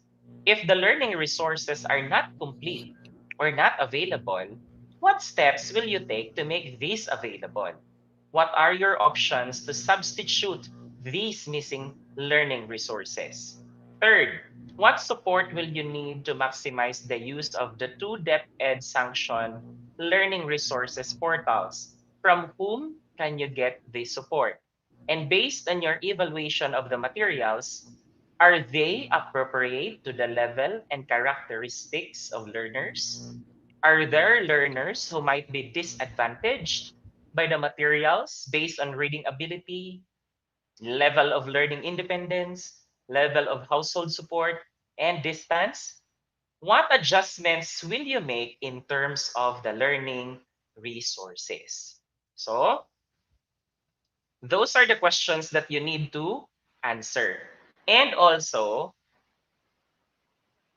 before we proceed with activity number 2, I think you have already scribbled your answers to these teachers. So can I ask someone to share your answers? Anybody? Yes, sir. Yes, I teacher would like to share Pearl. my answer in question number 1, sir. Mm-hmm. So, based on the map, what resources should you have in order to implement the LDM adopted by your school or division? So, since our school or our division in general adopted MDL or the modular distance learning through SLMs or the self learning modules, and with supplementary modalities like TVBI and RBI, so the resources I should have or we should have are the e-copy or the PDF or Word file and the print of the prepared SLMs and resources for printing and sorting like book papers, printers, inks, and list of TVBI and RBI stations or channels. Yes, that is correct. Aside from having them intangible, but also having them in soft copies would give us a lot of options on how are we going to utilize these materials. Thank you so much. How about teacher Richelle? Yes, sir. So Mm-mm. I will share my answer on question number 2. Do you Yes. have complete resources for the distance LDM needed in class? If the LRs are not complete or not available, what steps will you take to make this available? And what are your options to substitute these missing LRs or learning Mm-mm. Mm-mm. resources? So my answer would be, do you have the complete resource? Yes, but in case there are no available learning resources, I will make a module or a learning resource in order to provide to the learners. Yes, and what is your reference? My reference would be the LR portal, sir. Uh-uh. And if you have books also, you can utilize that Yes, one. textbooks as well. As supplementary. Yes, as supplementary. Thank Yes, you so sir. much, Teacher Richelle. How about Teacher Angel?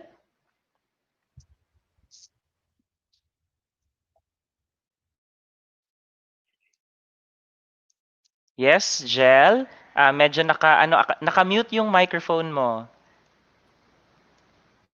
Sorry for that. Yes. For number three, Uh, what support will you maximize the use of the two DepEd Sanction LR portals? From whom can you get this support? So my answer is to maximize the use of the two DepEd learning resources, the presence and assistance of IT teachers or other experts or personnel who are knowledgeable experts and skilled to navigate the LRs that will support us to have an easy access to the portals. yes, thank you so much, Teacher Angel. And also, from Teacher Jason, can we hear you? Yes, sir. Yan. I do Very apologize for good. the background. Yes. Okay. So I would share my answer for number 4. As per the comments or for the web portals, most are ADMs, so there's no problem with them. But some of the division-initiated modules, there are actually typographical errors or grammar issues, and there are some texts or contents that appeared several times in one module. Mm-mm. Our supervisor keeps on reminding us on check before we print those modules. Really need to read and check them before reproducing because as to her is not the author that will be called, but it's us teachers. The parents will call us for these things in the module. So we really have to check before we print. Mm-mm. At least quality assurance in your level. And I understand that you also give feedback to the division office regarding these erroneous entries or Yes, uh, sir. corrections in the module. So that is also good. Feedbacking is also very important. So thank you so much, teachers. So we will proceed now to our next activity. Thank you so much for sharing your answers. Activity number 2, you are going to share and discuss your answers from the previous activity. So what support can you provide to your colleagues, and what support can you get also from them in terms of learning resources?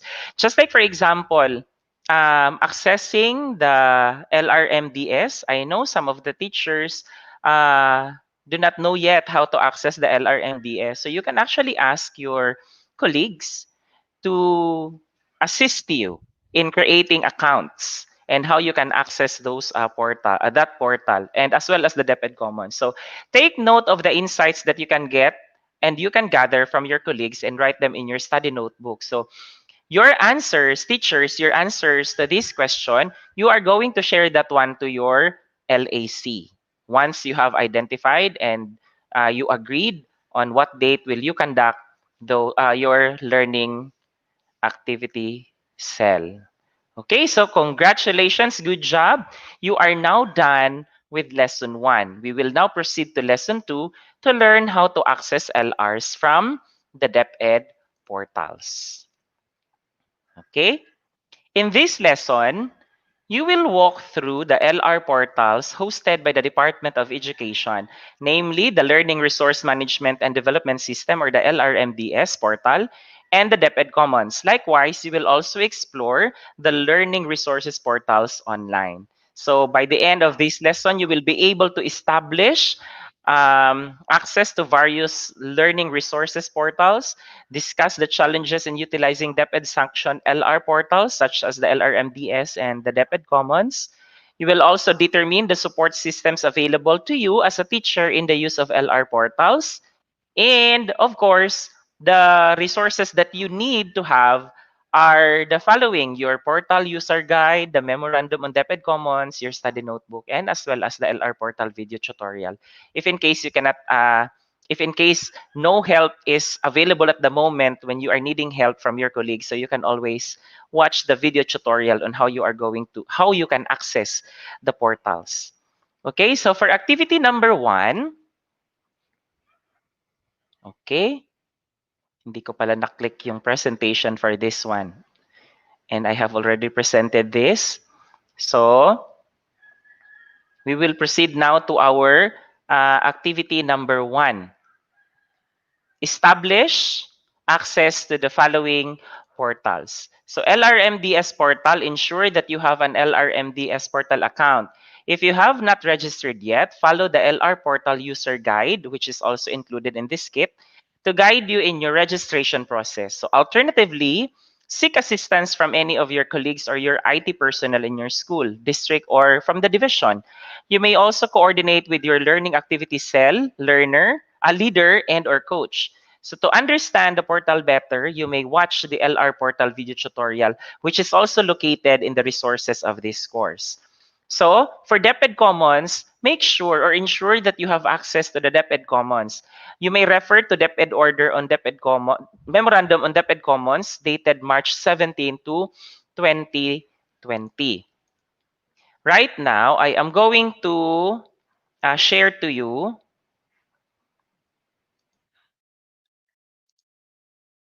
for a while. I'm going to switch tabs. And then, I hope that we can have a faster internet connection so that you will be able to see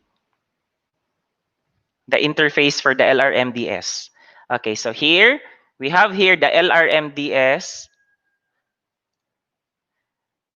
.deped.gov.ph.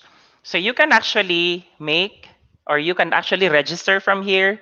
You can click this one and give all the necessary information asked by the portal in order for you to have your account. But since I have already registered for this and I have my account already registered here, so sign in na lang po ako. Ayan. So you can actually see here the contents of our LRMDS.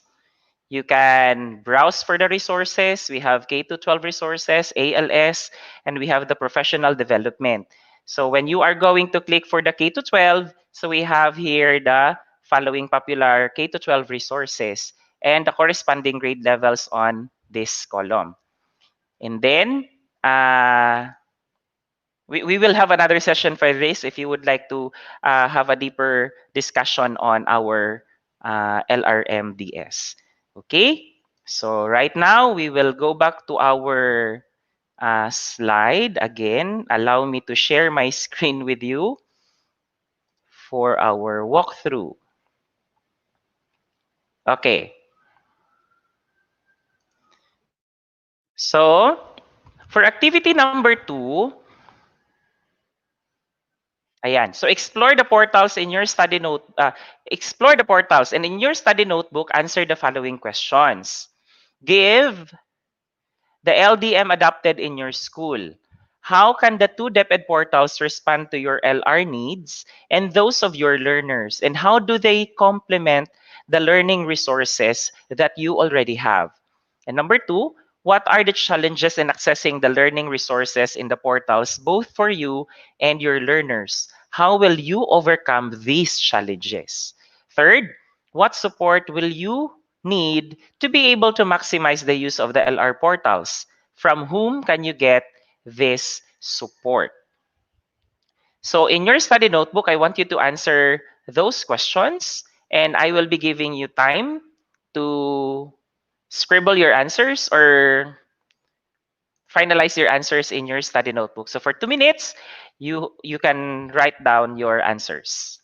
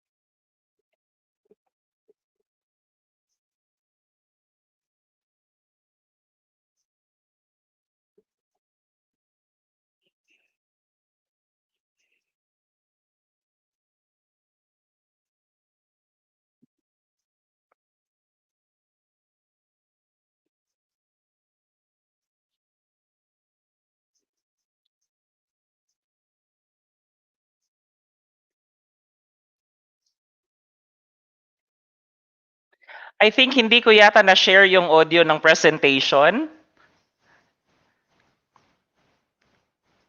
Oo, parang ako lang ang nakakarinig. But Yes, anyway, just sir. focus Wala, for... sir.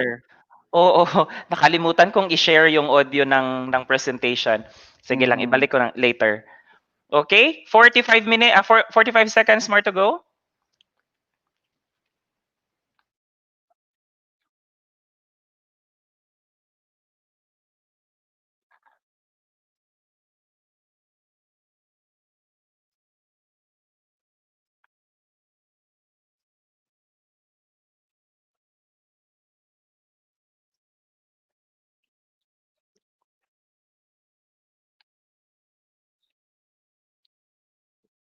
Fifteen seconds.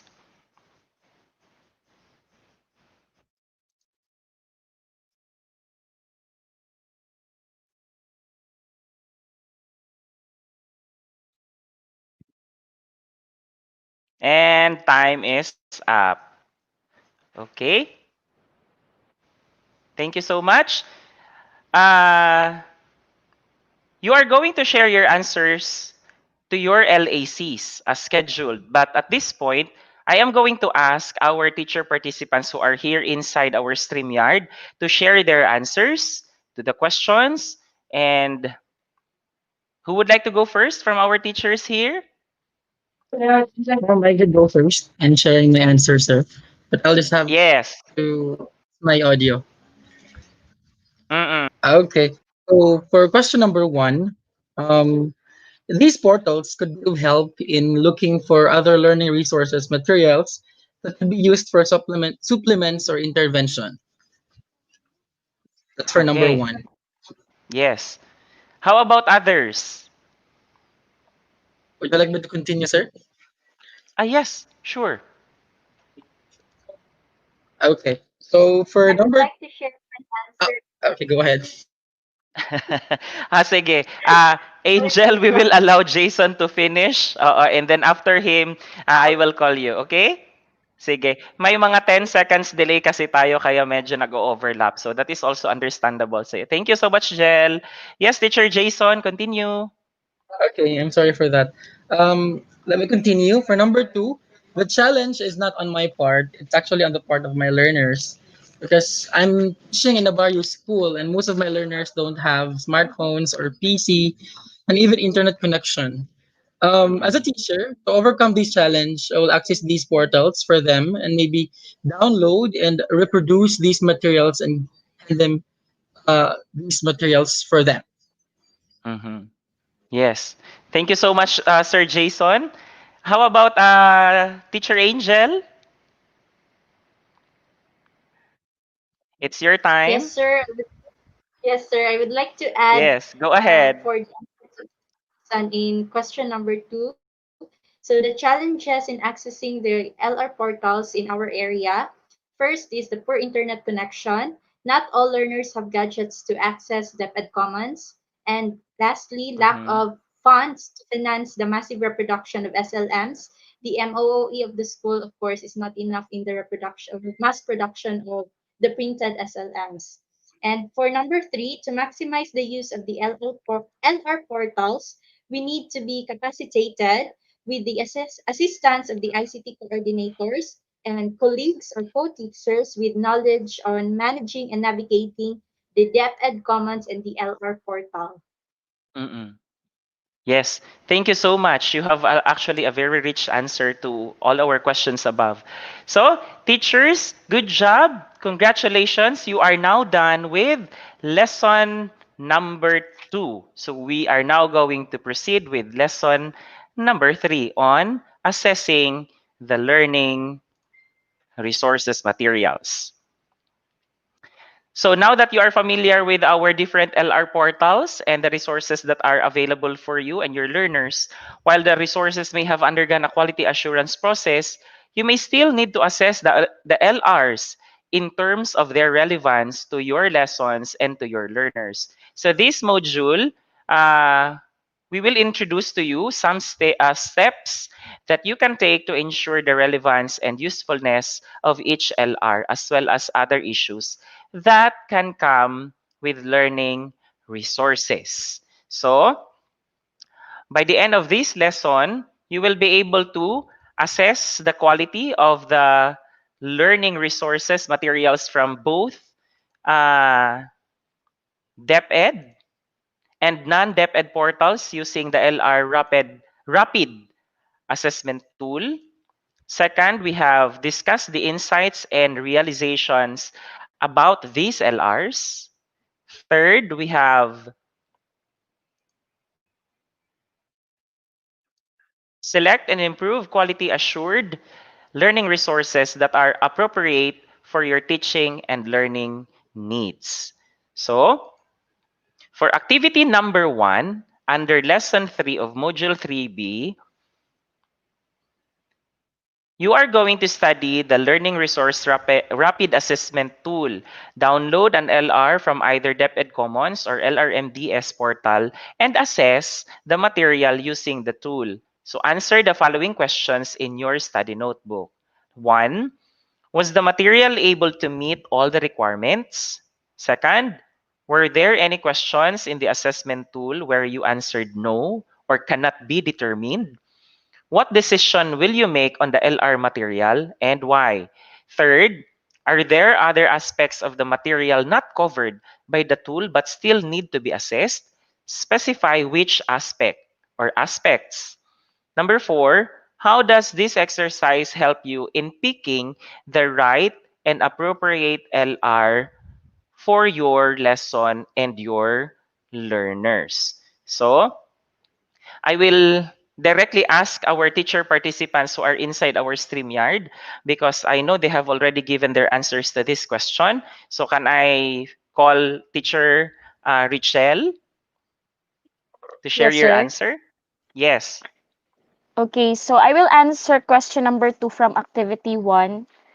From activity 1. So were there any Mm-mm. questions in the assessment tool where you answered no or cannot be determined? What decision will you make on the LR material? So far, none. But I will use the LR material as a supplementary because the division office has already prepared self-learning Mm-mm. materials that has undergone this rapid assessment tool, I believe. Mm-mm. Yes, thank you so much, Teacher Rachel. How about Teacher Angel?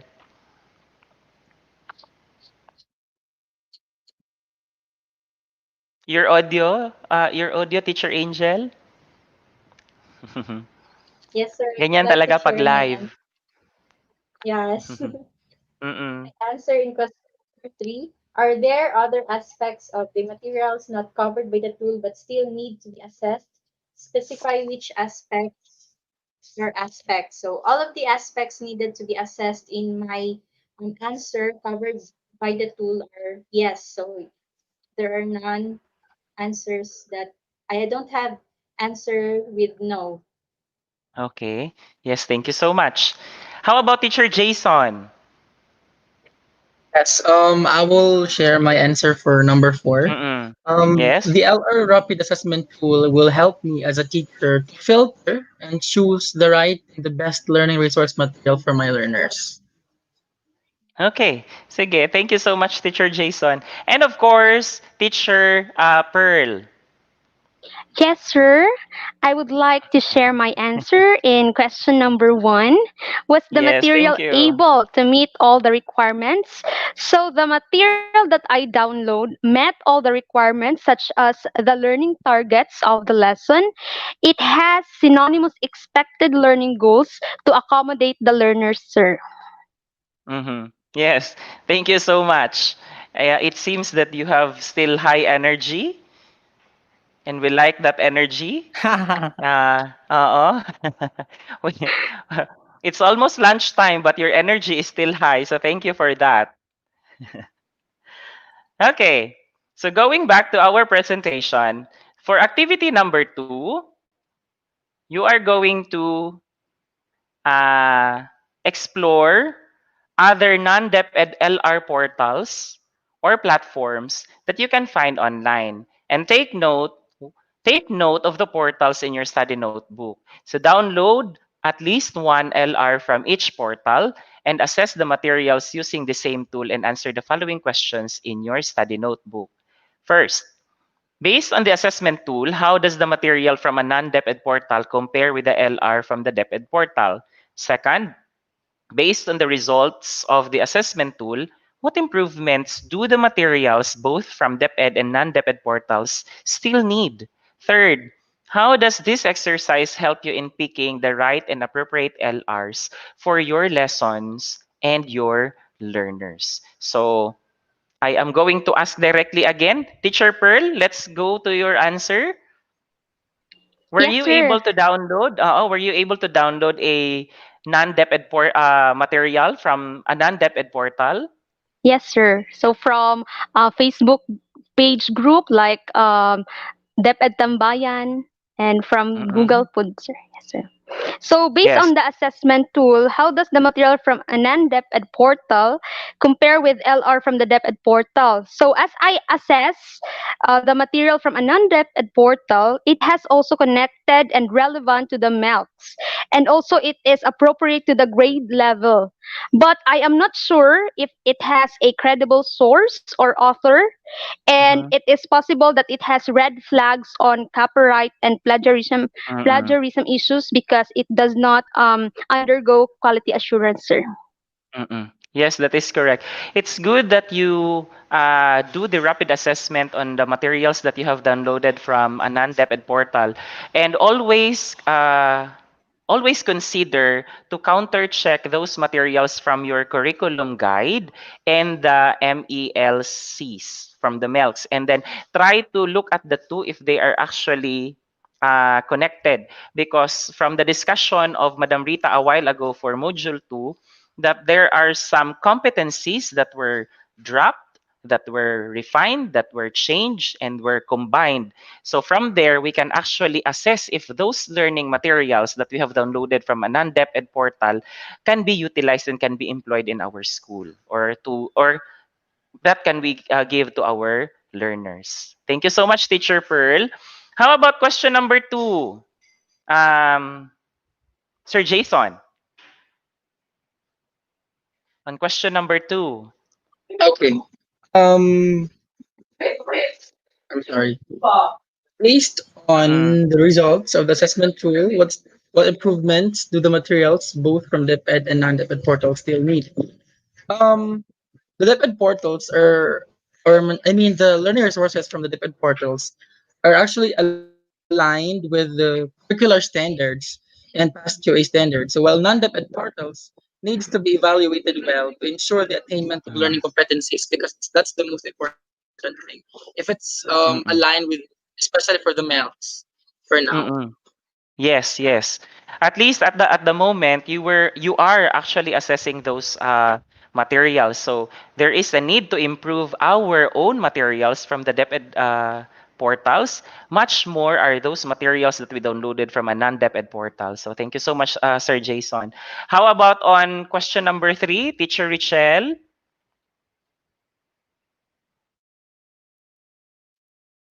Teacher Richelle, are you still with us? Yes, sir. Okay, So there you how are. does, okay, question number 3, how does this exercise help you in picking the right and appropriate LR for your lesson Sorry, and sorry. your learners? So Oo. through the rapid assessment tool, it will help me to choose appropriate LR learning resources as supplemental for my learners. Yes. And will you consider those materials as helpful to our Uh, learners? yes, sir, but I will not make it as my main resource because it Mm-mm, is mm-mm, not QA. It did mm-mm. not undergo quality assurance. Yes. Quality assurance in our learning resources is very important. Okay? So Yes. thank you so much. For our activity number 3, you are going to choose one of the LR materials. Okay, let me change the slide first. Okay. Choose one of the LR materials that you have developed and assess this material using the same tool. Answer the following questions in your study notebook. How does your material compare with the ones that are obtained from the online portals? And second, what improvements do you still need to make in your developed material? First, ang question ko sa inyo, may ginawa ba kayo ng mga materials ninyo on your own? Anyone? Yes, sir. Yes, sir. Yes, Teacher Pearl. Yes, sir. Can you So I share that am one? yes po, sir. So I am blessed to be part of the Mm-hmm. SIM writers, the science writers, Mm-hmm. sir, in Yes. the leadership of our education program supervisor, Ma'am Rosalia Bautista. So I Mm-hmm. made the SIM, sir, for Oh, quarter very good. one. How about were you able to see some areas for improvements for the sim that you have created? So, sir, if I am going to compare my or the Mm-mm. LR material that I have developed to the online LRs, so I Mm-mm. think Yes. my material is more contextualized Oh, very because I good. know the background of my learners and the community where they Mm-hmm. are nurtured in terms Mm-hmm. of the language used, the given Mm-mm. examples, and the chosen activities. For example, sir, you um, in a competency vertebrates, right? Or types Mm-mm. are different kinds of vertebrates. So you have to give examples that are present in the community, like chicken, like dogs, Mm-mm. instead of those animals that are not present in the community. So that's it, Yes, sir. which is very important. You contextualize the content of the module that you have developed. Very good, very good. Wow. Thank you, sir. Yes, thank you so much. And how about for number 4? For our teachers in the field who are watching us right now, you are going to share and discuss your answers to those questions in activities 1, 2, and 3 in your LAC session. So since you are grouped now, according to your breakout group nga na-assign po sa inyo, you are going to discuss your answers on your actual LAC. But for now, we are doing this at least to give you an idea on how you are going to conduct your LAC. Because as suggested, LACs will have to be conducted online. But since we understand that the geographical location and the internet connectivity limitations from our schools will not give us the opportunity to do that online, so we will have our breakout group through our group chat. So I think from those platforms, you will be able to reach out everyone. That is why our instructions sa inyo, dapat po lahat ng members ninyo sa inyong breakout group, dapat na sa inyong group chat present. Okay? I think klaro yon sa inyo. For our nasa na yung slide? Saglit lang ha.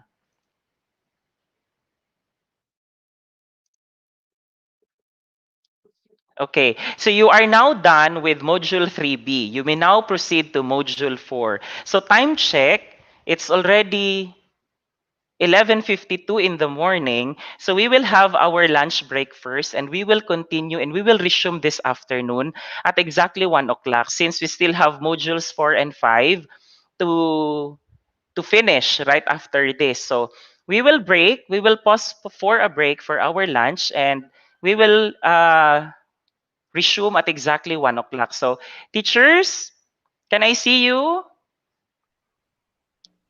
Our Yes, teacher sir. participants here? Yes, are you still alive? Yes, sir, but we're hungry already. Yes, the same here. So, are we still alive? Yes, we are. Yes, So, we are. we will be taking Hungry na, our lunch teacher. break. Madam Rita, Madam Rita, are you with us? Yes. I am. Uh, we will take our lunch break muna, madam, for 1 hour, and then we will resume at exactly 1 o'clock. Kirk, are you around? Yes, there you are. So we will Yes. resume our session. We will resume our session at 1 o'clock this afternoon. So thank you so much, and see Gutom you na si later. And we Pearl. will have our lunch first. Thank you. Kain na, Pearl. Bye muna. For the time being.